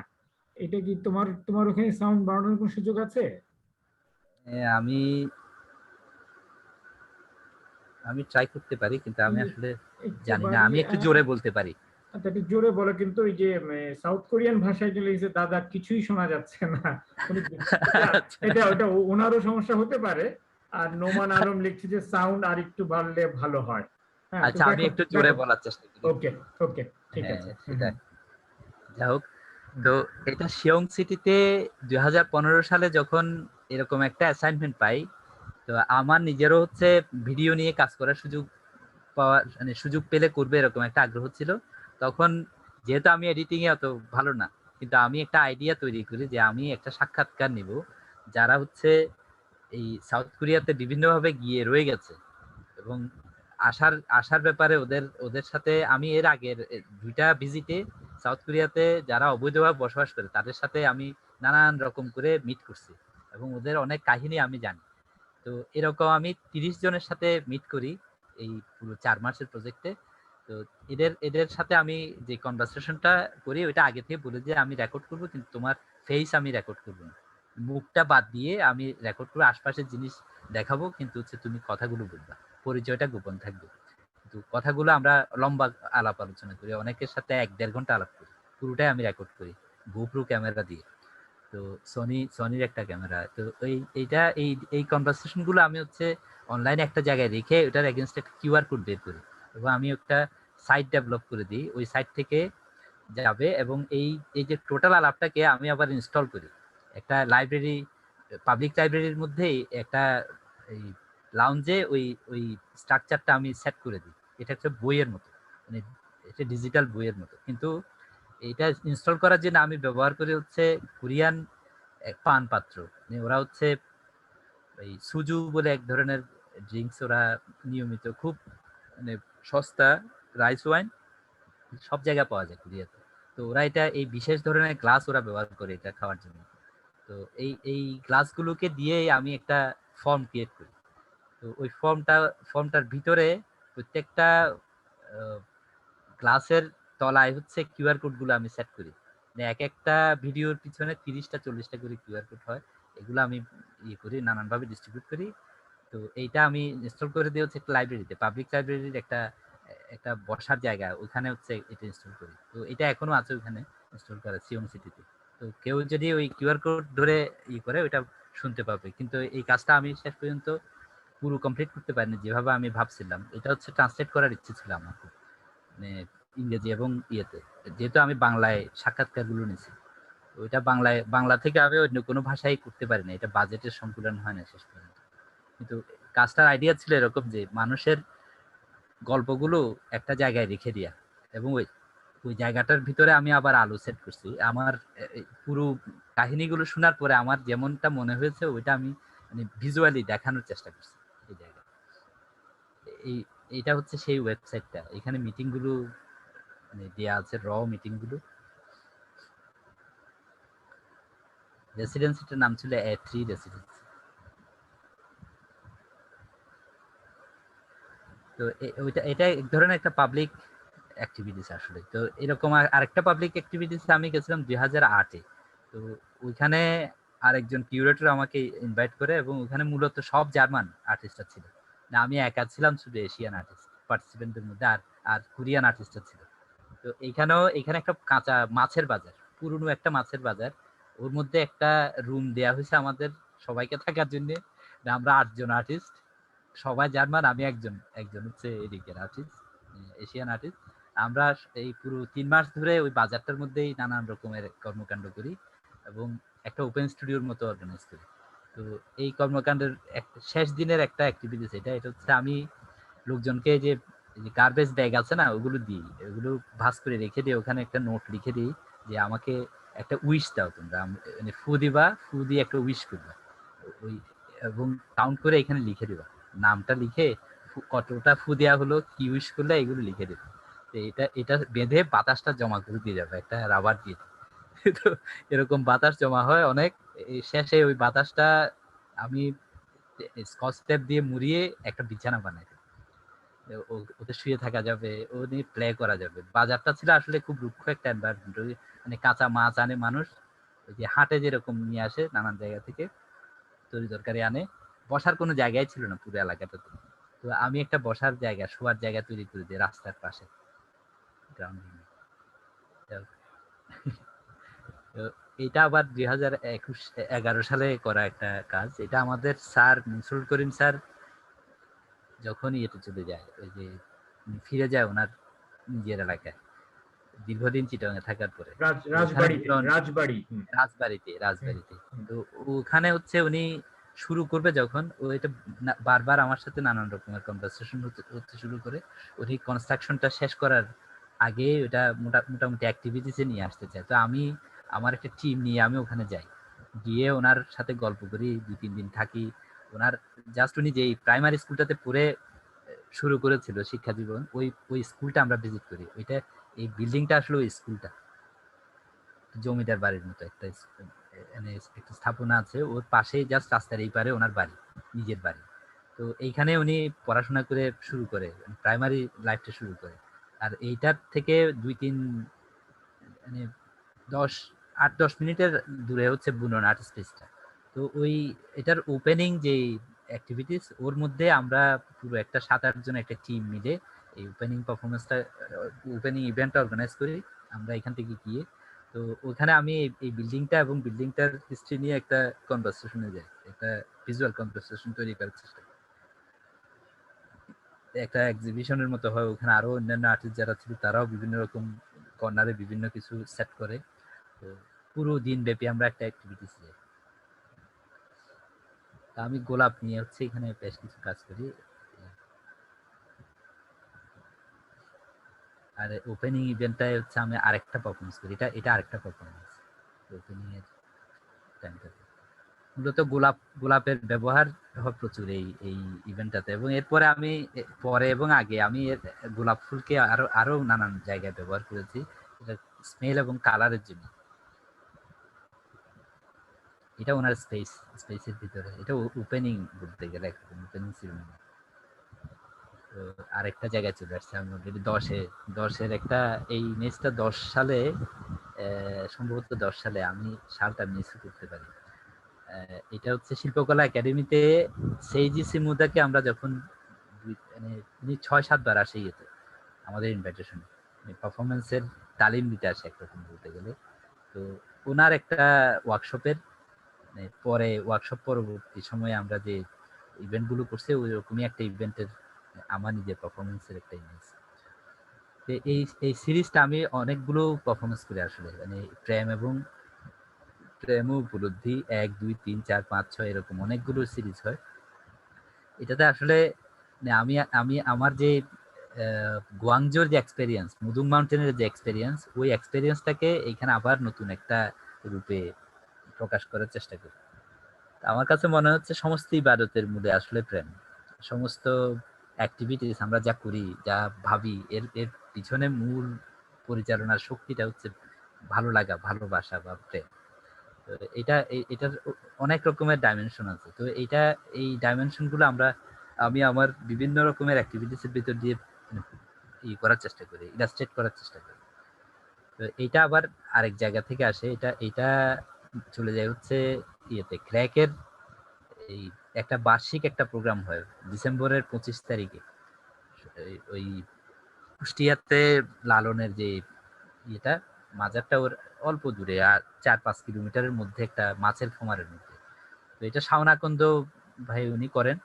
তো ওনার ইনভাইটেশনে ওখানে আমি যাই, ওই একটা ইভেন্টে যাই। তো ওখানে আরো অনেক আর্টিস্ট বিভিন্ন জায়গা থেকে আসে, কলকাতা থেকে আসে, পশ্চিমবঙ্গ থেকে আসে, বিভিন্ন দেশ থেকে আসা শুরু করছে। পরে এটা পুরো একটা ইন্টারন্যাশনাল এনভায়রনমেন্ট হয়ে যায় পরের ইভেন্টগুলোতে। তো আমি মূলত যাদেরকে পাই তারা পশ্চিমবঙ্গ, কলকাতা এবং হচ্ছে এই শান্তিনিকেতন থেকে বেশি আসে ওখানে। আর আমাদের দেশের ঢাকার কিছু আর্টিস্ট ওরা নিয়মিত যায় ওখানে। তো বিভিন্ন জায়গা থেকে আসে, দেশের বিভিন্ন অঞ্চল থেকেও যায়। তো ওইখানেও আমি মূলত ওই টাইমটা আসলে আমি নিজেকে নিয়ে একটা এক্সপেরিমেন্ট করতে শুরু করছিলাম, যে আমি পোশাক পরা শুরু করছিলাম ব্ল্যাক এবং হোয়াইট, এর বাইরে আর কোনো পোশাক পরবো না। এই প্রায় 1.5-2 বছর আমি এরকম একটা মুডে থাকার চেষ্টা করি। তো মূলত মানে ওই যে বললাম যে স্পিরিচুয়ালিটি এবং হচ্ছে যাপিত জীবন, যেটা প্র্যাকটিক্যাল যে যাপিত জীবন, এটার মধ্যে কোন জায়গাগুলো মিল এবং অমিল এটা আমি অনুসন্ধান করার চেষ্টা করি। তো ওইখানে আমরা একটা যৌথ পারফরমেন্স অর্গানাইজ করি। এখানে কোয়ার্টিস্টদের নাম ভুলে গেছে আসলে, আমি নাম ভুলে যাওয়ার সমস্যা আছে। তো একটা মিউজিক হয় এবং হচ্ছে এই যে তাওয়াফ হয় না, যে কাবার চারিদিকে তাওয়াফ হয়, এরকম একটা ব্যাপার আমরা প্র্যাকটিস করার চেষ্টা করি। এটা হচ্ছে একটা মোম জ্বালাই, চারিদিকে হচ্ছে গোলাপের পাপড়ি থাকে এবং একজন ও হচ্ছে মিউজিক করে খুব, ওই দিন পূর্ণিমার দিন ছিল, মিউজিকের লোক, সে খুব আনকমন ইকুইপমেন্টস দিয়ে মিউজিক করে। তো তার মিউজিকের সাথে আমরা মুভ করি, আমি আর হচ্ছে নাম খুবই বিখ্যাত আমাদের প্রাচ্য নাটের একজন সদস্য। তারপর হচ্ছে জলের গানেরও সে উদ্যোক্তা বলতে গেলে, আমি নামটা মনে করতে পারছি। রাহুল আনন্দ। রাহুল রাহুল হুম, রাহুল রাহুল এবং আমি মুভ করি, মুভমেন্ট করি। আর মিউজিকটা করে হচ্ছে সে পশ্চিমবঙ্গ থেকে আসা একজন, খুবই ভালো মিউজিক করে সে। হুম। Rahul, thank you. আমি রাহুলের নামটা ভুলে যাচ্ছিলাম বারবার, কোন রকম মনে করতে পারছিলাম না। আমি অনেকক্ষণ ধরে ট্রাই, 4 ঘন্টা হয়ে গেছে রাহুলকে মনে করতে পারছি, নাম মনে করতে পারছি আচ্ছা না। আমি সেই 4টা থেকে ওর নামটা মনে করার চেষ্টা করছি, মনে করতে পারছিলাম না। যাই হোক, এইটা এই ডায়েরি নিয়ে আমি অনেকগুলো পারফরমেন্স করে আসলে। আমি ওই টাইমটাই, যে টাইমটা আমি ব্ল্যাক এন্ড হোয়াইট পড়া শুরু করছি, পুরো টাইমটাতে আমি অনেকগুলো নোট লিখি এই ডায়েরিটাতে। হুম, তো লাইট, স্মেল এবং হচ্ছে আমার যে টেক্সট, এই টেক্সট নিয়ে আমি অনেকগুলো পারফরমেন্স করি। এটা তার একটা পারফরমেন্স।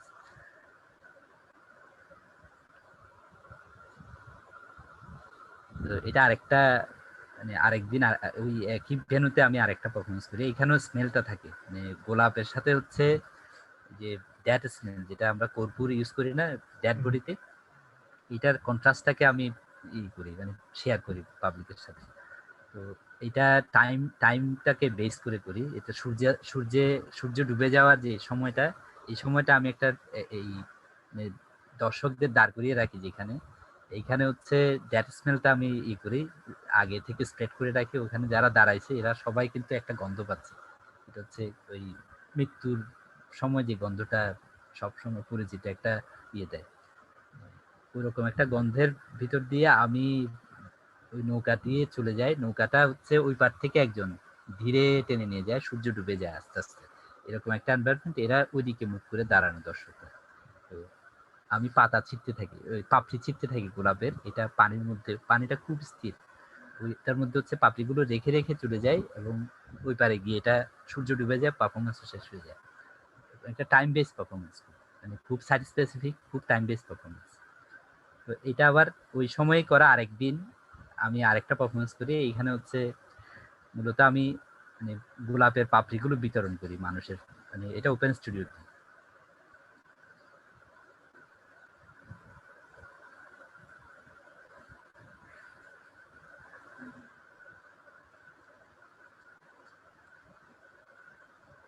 এই মেসটা চাই গেছে। এটা আরেকটা পারফরমেন্স ওই একই মুড়ে 11 সালে সন্তরণ আর্ট অর্গানাইজেশনের আয়োজিত একটা ইভেন্টে করি, এই আর্ট কলেজের সামনে।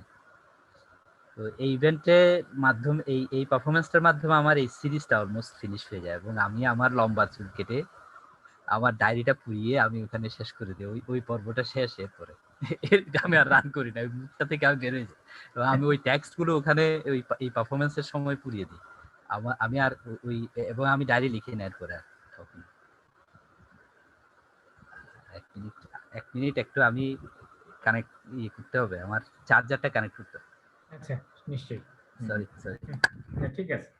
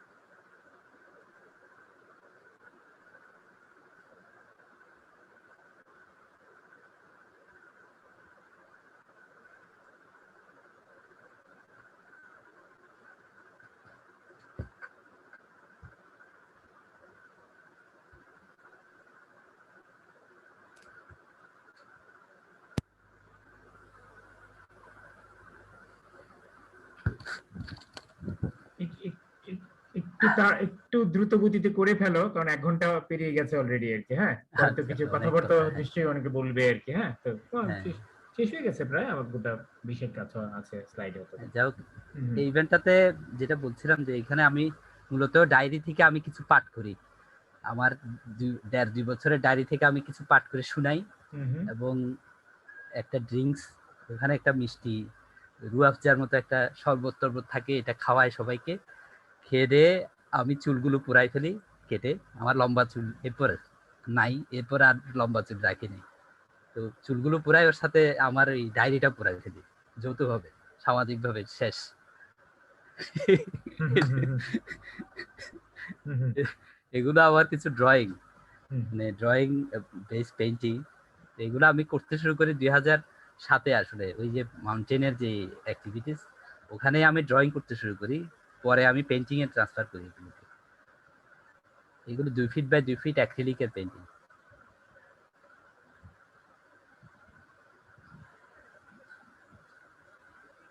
এই পেইন্টিংটা বোধহয় আপনার ওখানে আছে এখনো।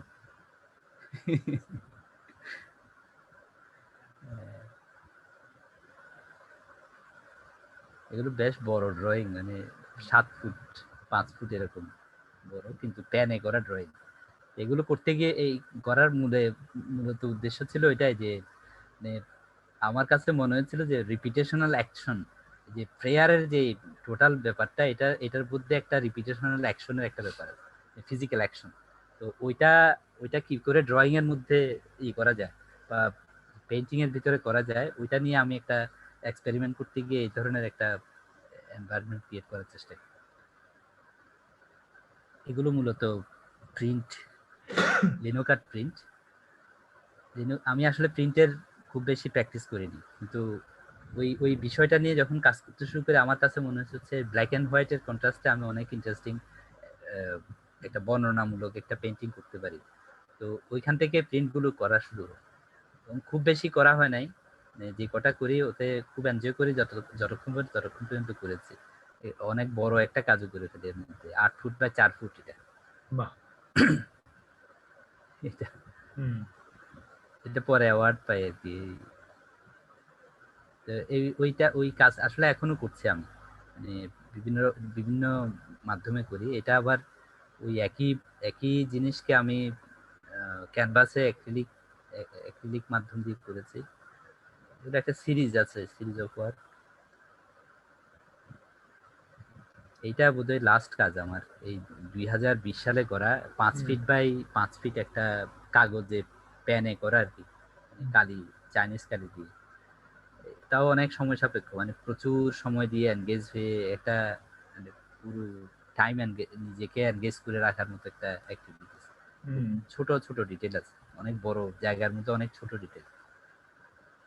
তো এগুলো করছি এখনো। তো এটা হচ্ছে আপাতত এক এক- এক ধরনের প্রেজেন্টেশন। আমি হ্যাঁ, হ্যাঁ, হ্যাঁ, সবাইকে বিরক্ত করছি কিনা জানি না, তবে আমি না, মানে সাল ধরে সাজাইনি কাজগুলোকে, আমি জাস্ট নিজেকে বোঝানোর জন্য যেভাবে সাজাতে মানে কমফোর্ট হুম, ফিল করছে ওরকম করে হুম, সাজাইছি। হুম, হুম, বিভিন্ন সালের কাজ, ধরেন যে আগের কাজ আমি পরে দেখাইছি, পরের কাজ আগে দেখাইছি, এরকম হয়েছে। হুম, খুব স্পন্টেনিয়াস একটা সাজানোর চেষ্টা করছি আর কি। হুম, তো আসলে অনেক সময় লেগে গেছে, হ্যাঁ, হ্যাঁ, না, নানা না, রকম অসুবিধা ডিস্টার্বের নাই। ভিতর দিয়ে হয়ে গেছে। হ্যাঁ, অসুবিধা নেই, আমরা কিছু কথাবার্তা বলতে চাই, লাইভে কিছু কিছু মন্তব্য এসছে, সেগুলো তোমাকে পড়ে শোনাবো। তো তুমি এখন স্টপ শেয়ার করে দিলে আমরা মনে হয় জুমের যারা আছে হয়তো কোন একটা মুক্ত আলোচনা শুরু করতে পারি। রাইট, হুম, রাইট, হুম, রাইট। হুম। অনেক ধন্যবাদ। সত্যি আমার অন্তত এইভাবে এত কিছু তোমার জানাও ছিল না, দেখাও ছিল না আর কি। আমি জানতাম তুমি একজন খুবই বহুমুখী প্রতিভার মানুষ।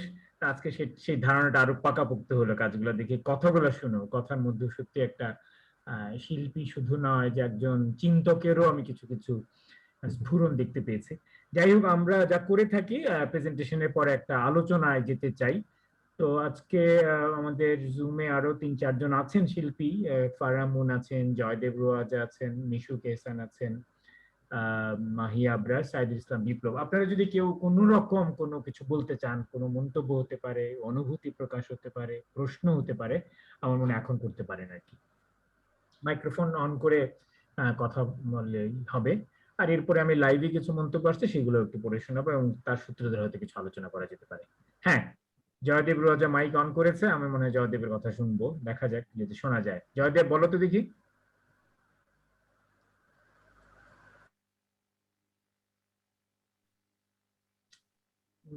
না, তোমার কথা গতবারও শুনতে পাইনি, এখনো শোনা যাচ্ছে না। আর কেউ শুনতে পাচ্ছে নাকি শুধু আমারই সমস্যা? না, জয়দেবদার কথা শুনতে পারছি না। শোনা যাচ্ছে না। আচ্ছা, তুমি তাহলে তোমার এই প্রযুক্তিগত সমস্যা সমাধানের চেষ্টা করো। এর মধ্যে মিশুক যেহেতু বলেই উঠলে, যেহেতু তোমার মাইক্রোফোনটা অনও যেহেতু হয়ে গেছে, আমার মনে হয় তুমি নিতে পারো আর কি এখন কথা বলার দায়িত্বটা খানিকটা হলো। ধন্যবাদ আলম ভাই, হুম। আজকে রবিদাকে নিয়ে এই আয়োজনটা করার জন্য। অনেকদিন পর রবিদাকে দেখলাম, সামনাসামনি দেখা হয়নি প্রায় অনেক বছর। রবিদা ভালো আছেন? হ্যাঁ, ভালো। তোমাকে অনেক ধন্যবাদ। তোমাকে দেখছি অনেকদিন, জুমের মাধ্যমে দেখতে পাচ্ছি। হ্যাঁ হ্যাঁ, সেটাই। না, আপনাকে অনেক বিরক্ত করেছি আর কি সামনাসামনি অনুষ্ঠানগুলোতে। ম্যাক্সিমাম প্রোগ্রাম গুলোতেই আপনার পিছন পিছন থাকতাম, আপনাকে বিরক্ত করতাম। আগে যেহেতু একটা অভ্যাস ছিল প্রচুর প্রশ্ন করার, তো এখন ওরকম অভ্যাসটা নেই, শুধু শুধু বিরক্ত করার।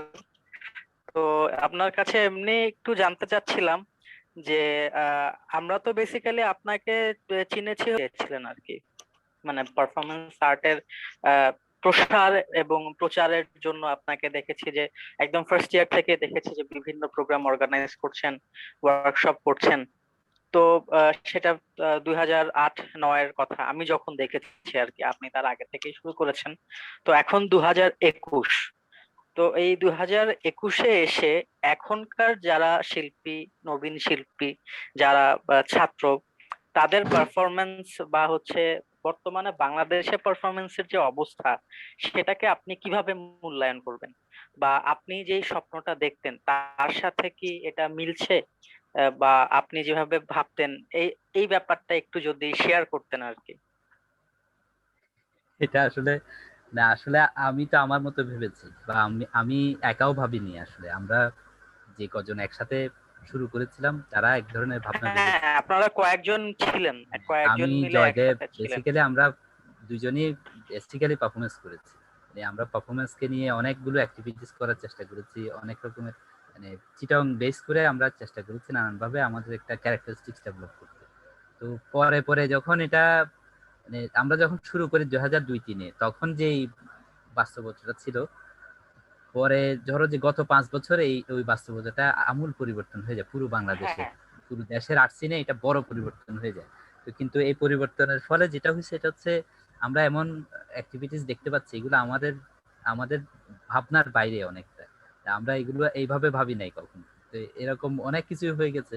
এবং শিল্পকলা একাডেমির নিজের উদ্যোগে, নিজের ইন্টারেস্টে অনেক ধরনের অ্যাক্টিভিটিস ওরা নিজেরাই অর্গানাইজ করছে। তো যেহেতু আগের বাস্তবতা থেকে এটা অনেক চেঞ্জ হয়ে গেছে, বাস্তবতাটা পুরো আর্ট এনভায়রনমেন্টের মধ্যে পরিবর্তন হয়ে গেছে।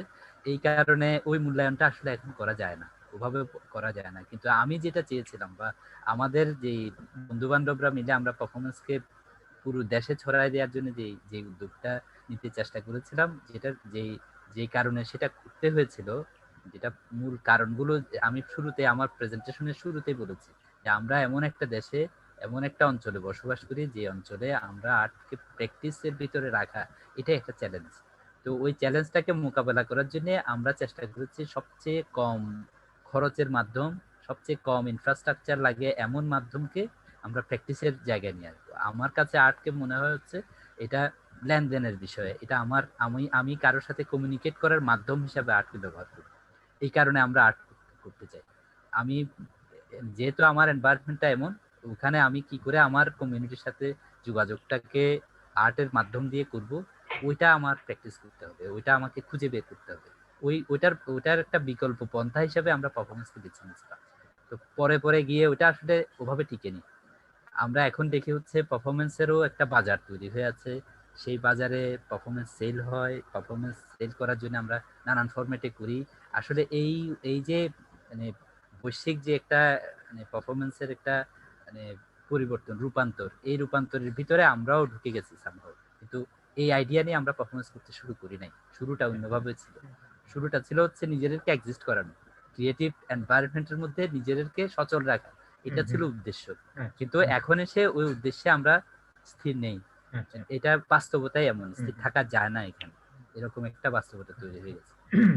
আচ্ছা জয়দেব, জয়দেব কথা বলতে না পারলেও লেখার মাধ্যমে একটা দীর্ঘ মন্তব্য করেছে, সেটা হচ্ছে আমার হেডফোনের সমস্যা, ফলে আমার কথা শোনা যাচ্ছে না। রবির প্রায় সব কাজে আমি দেখেছি। রবির কাছে আমার একটা প্রশ্ন, আমাদের অনেকের ধারণা রাজধানী হচ্ছে শিল্পীদের জন্য শিল্প চর্চার মোক্ষম স্থান। দেশের অন্যান্য অঞ্চলের চাইতে ঢাকায় বেশি প্রদর্শনী হয়, অনেক অনেক আর্ট গ্যালারি ঢাকায়, ঢাকার শিল্পীরা সরকারি বেসরকারি আন্তর্জাতিক অনেক সংস্থা থেকে সুযোগ সুবিধা বেশি পায়। কিন্তু বিগত অনেক বছর ঢাকায় অবস্থান করার সময় রবির শিল্প চর্চার ক্ষেত্রে আরো কম পদচারণা দেখি, এর কারণ কি? সে বেশ একটা খোলামেলা প্রশ্ন করলো, আমি মনে করি এটা এর উত্তরের ভিতর দিয়ে হয়তো আমরা কিছু নতুন বাস্তবতা সন্ধান পেতে পারি। রবি, আচ্ছা মিশুক তো তোমার জবাব পেয়েছিলে তো না? মিশুক তোমার প্রশ্নের উত্তর ঠিকঠাক পেয়েছিলে নাকি আরো? হ্যাঁ হ্যাঁ হ্যাঁ, ডিপ্লোম্যাটিক অ্যান্সার। আচ্ছা আচ্ছা ঠিক আছে, আশা করি এটার উত্তরটা ডিপ্লোম্যাটিক। মানে আমি বুঝতে পেরেছি। আচ্ছা হ্যাঁ আমি বুঝতে পেরেছি, হয়তো ভাবটা বুঝতে পেরেছি, কিন্তু অ্যান্সারটা রবিদা খুব সুন্দরভাবে দিয়েছে যাতে কারোর মনে আঘাত না পায়, যাতে কেউ না আঘাত দেওয়া তো আমাদের বুঝতে পেরেছি। আঘাত দেওয়া আমাদের কাজ না। না তবে শিল্পীদের কাজ কিন্তু আসলে আঘাত দেওয়া না, আমরা রাস্তা ব্যক্তিগতভাবে আমি ওই পক্ষের মানুষ না আর কি, মানে আমি আঘাত দিয়ে রাস্তা বাতলে দেওয়ার পক্ষে মানুষ না, আমি ভালোবাসা দিয়ে রাস্তা বাতলে দেওয়ার পক্ষে মানুষ।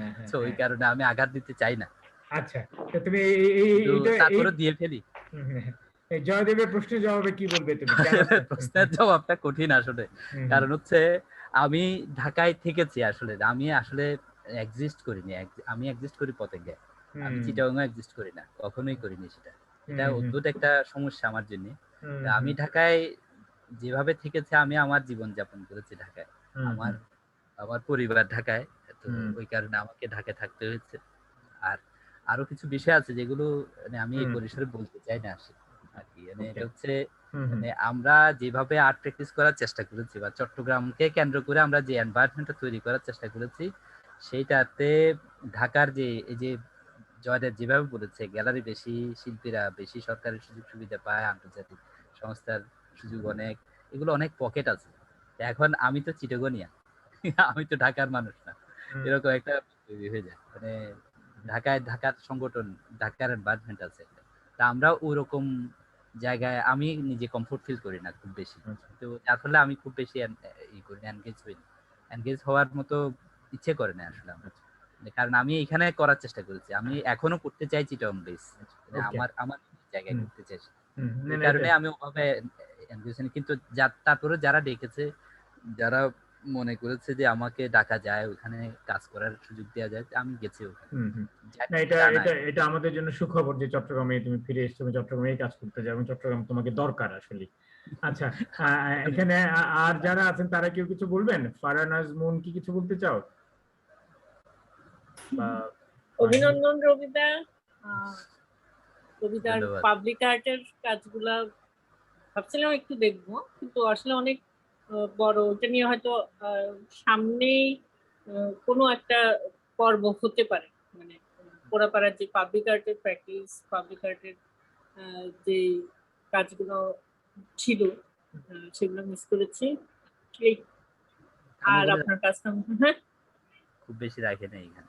হ্যাঁ ওই তো নেক্সট টাইম হয়তো আমরা সাংগঠনিক বা পোড়াপাড়াকে নিয়ে যদি কখনো হয়, তখন হয়তো আমরা দেখবো। ধন্যবাদ, অনেক ভালো ধন্যবাদ। লাগছে খুব। আচ্ছা এর মধ্যে আমি এখানে আরো দুজন আছে, কেউ যদি বলতে চায় বলতে পারো। আমি লাইভে কিছু মন্তব্য এসছে, সেগুলো একটু পড়ে শোনায়, রবির হয়তো ভালো লাগবে।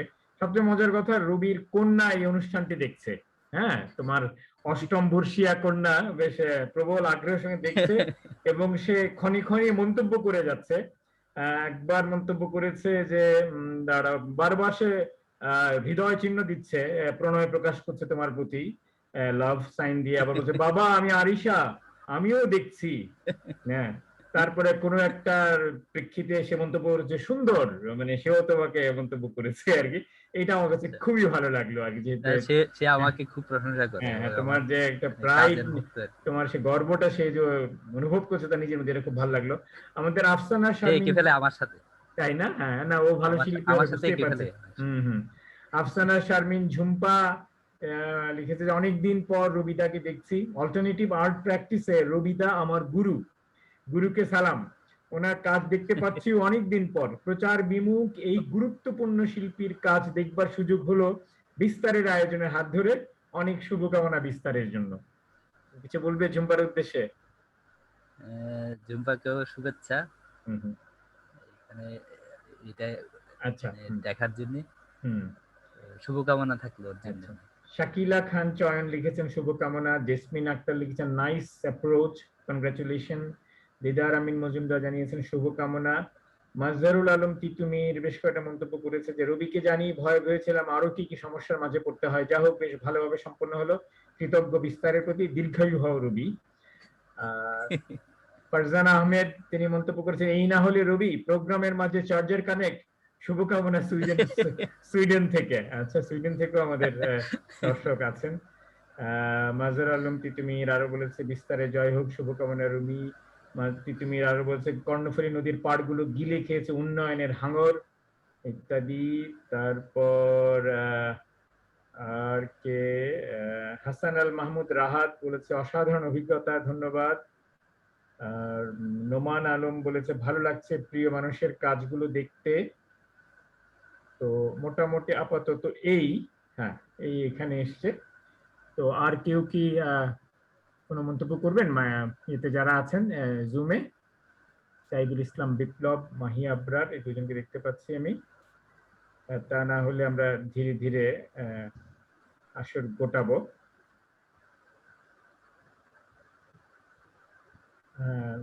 মনে হয় না। তাহলে রবি তুমি আমার একটা প্রশ্নের জবাব দাও আর কি, যে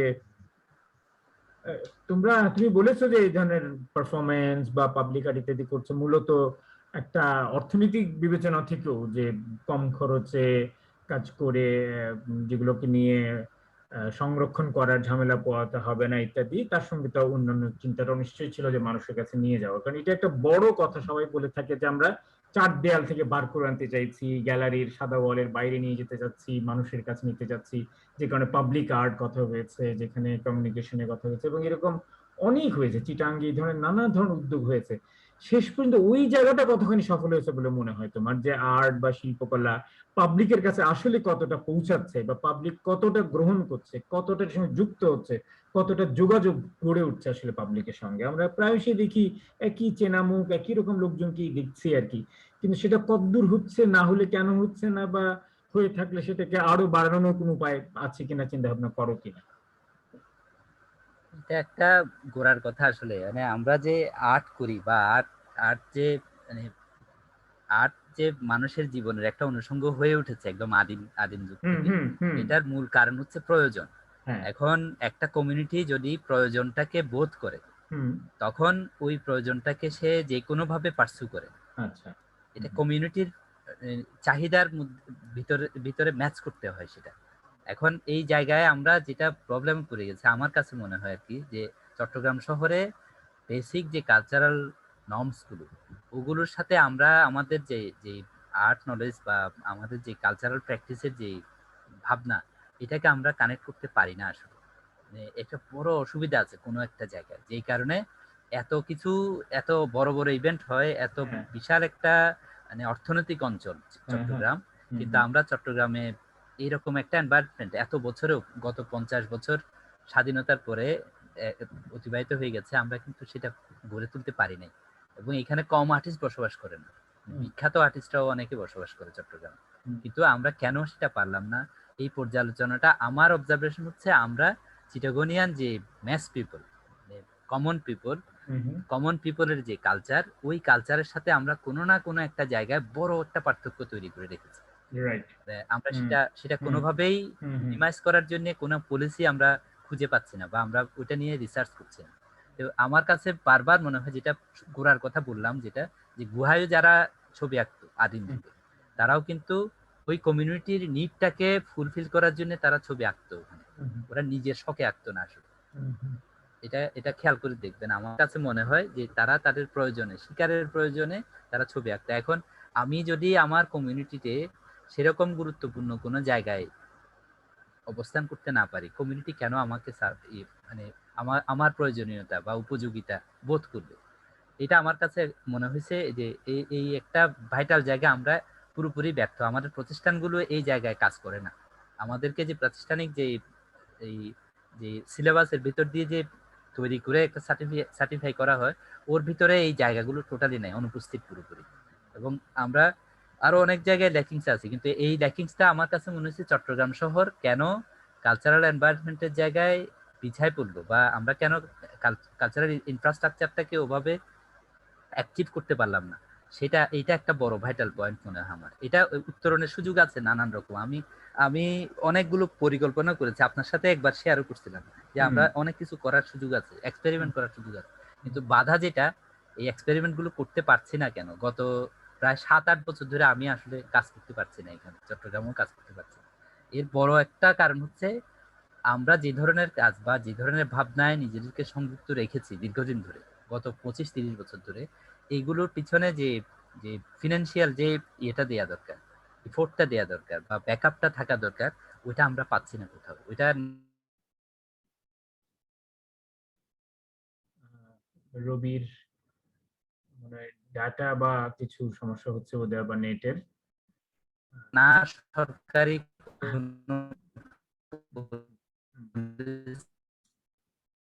মাধ্যমে আসতেছে, না অন্য কোনো ভাবে ব্যর্থ ব্যক্তিগত ব্যবসায়ী ছিল আমার সাথে যারা সহকর্মী বা নানান ভাবে যুক্ত হয়ে আমার সাথে কাজ করতে চেষ্টা করেছে, তারাও কিন্তু এই হতাশায় ভুগেছে যে আমি এটা পারলাম না, আমি ফিনান্সিয়াল জায়গাটাকে ম্যানেজ করতে পারলাম না বলে ওরা আমার সাথে কাজ করতে পারে। ওটা তো একটা আছে, কিন্তু ভাষাগত, শিল্পের ভাষাগত কোনো সমস্যা কি আছে? ইনহেরেন্টলি ভাষার কোন মধ্যে কি কোনো সমস্যা আছে প্রকরণের মধ্যে, যে এটা আসলে জনগণকে খুব একটা কাছে টানছে না বা এলিনেট করে দিচ্ছে, দূরে টেনে দিচ্ছে, সেরকম কিছু? সেটা একটা আত্মসমালোচনার জায়গা আছে কিনা এটা সেরকম? একটা হ্যাঁ।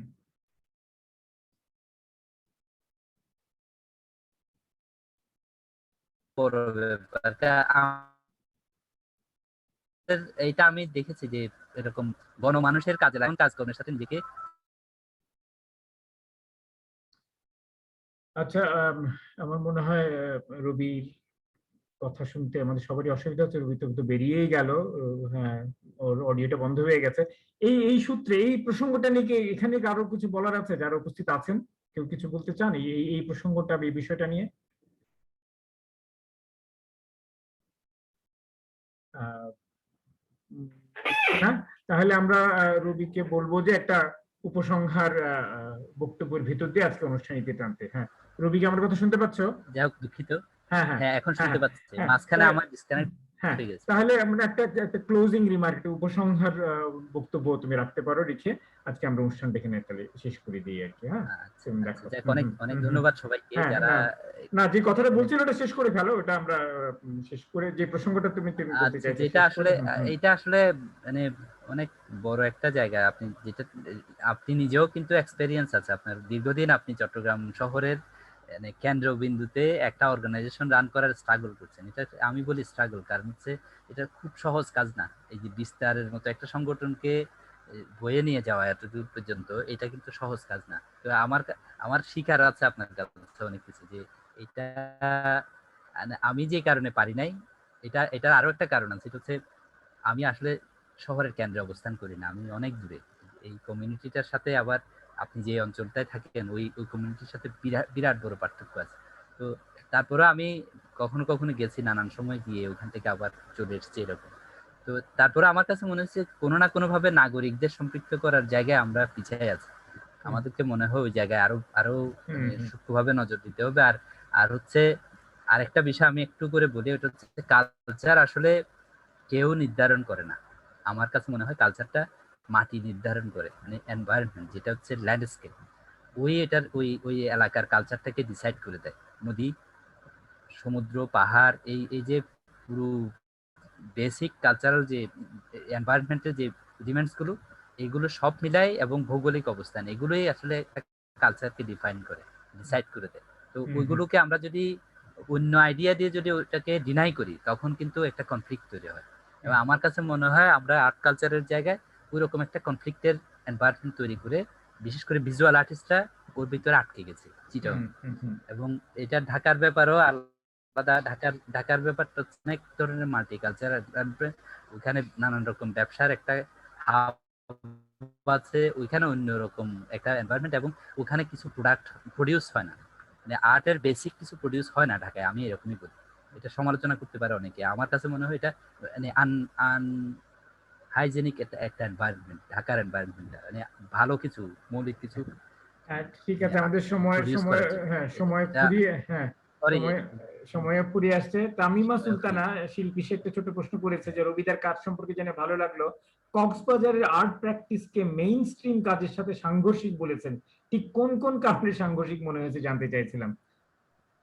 ও প্রশ্ন করছে, হ্যাঁ, কক্সবাজারের আর্ট প্র্যাকটিসকে মেইন স্ট্রিম কাজের সাথে সাংঘর্ষিক বলেছেন, ঠিক কোন কোন কারণে সাংঘর্ষিক মনে হয়েছে জানতে চাইছেন। তুমি বলছো না কক্সবাজারের আর্ট নাকি ইন জেনারেল আমাদের আর্ট নিয়ে? না, আমি মনে হয় কক্সবাজারের আর্টকে আলাদা করে বলিনি। আমি আমার কক্সবাজারের একটা কাজ দেখিয়েছি, আমি কক্সবাজারে করা একটা কাজ দেখিয়েছি।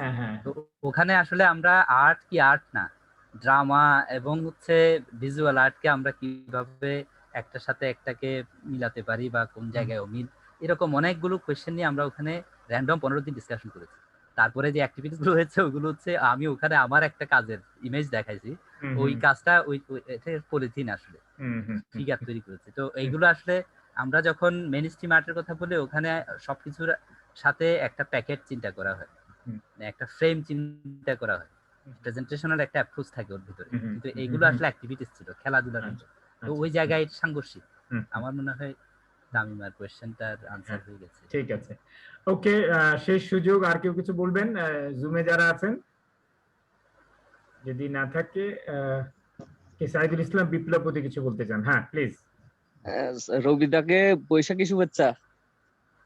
আর বিস্তারের সুবাদে আজকে রবিদাকে শুনতে পারলাম, অনেকদিন পর রবিদার অনেকগুলো কাজ দেখতে পেলাম, সেজন্য সকলকে আন্তরিক শুভেচ্ছা জানাচ্ছি। ধন্যবাদ। ধন্যবাদ। তো ঠিক আছে রবি, আমরা শেষ করব, তোমার একদম যা সংক্ষেপে তোমার একটা উপসংহার মন্তব্য।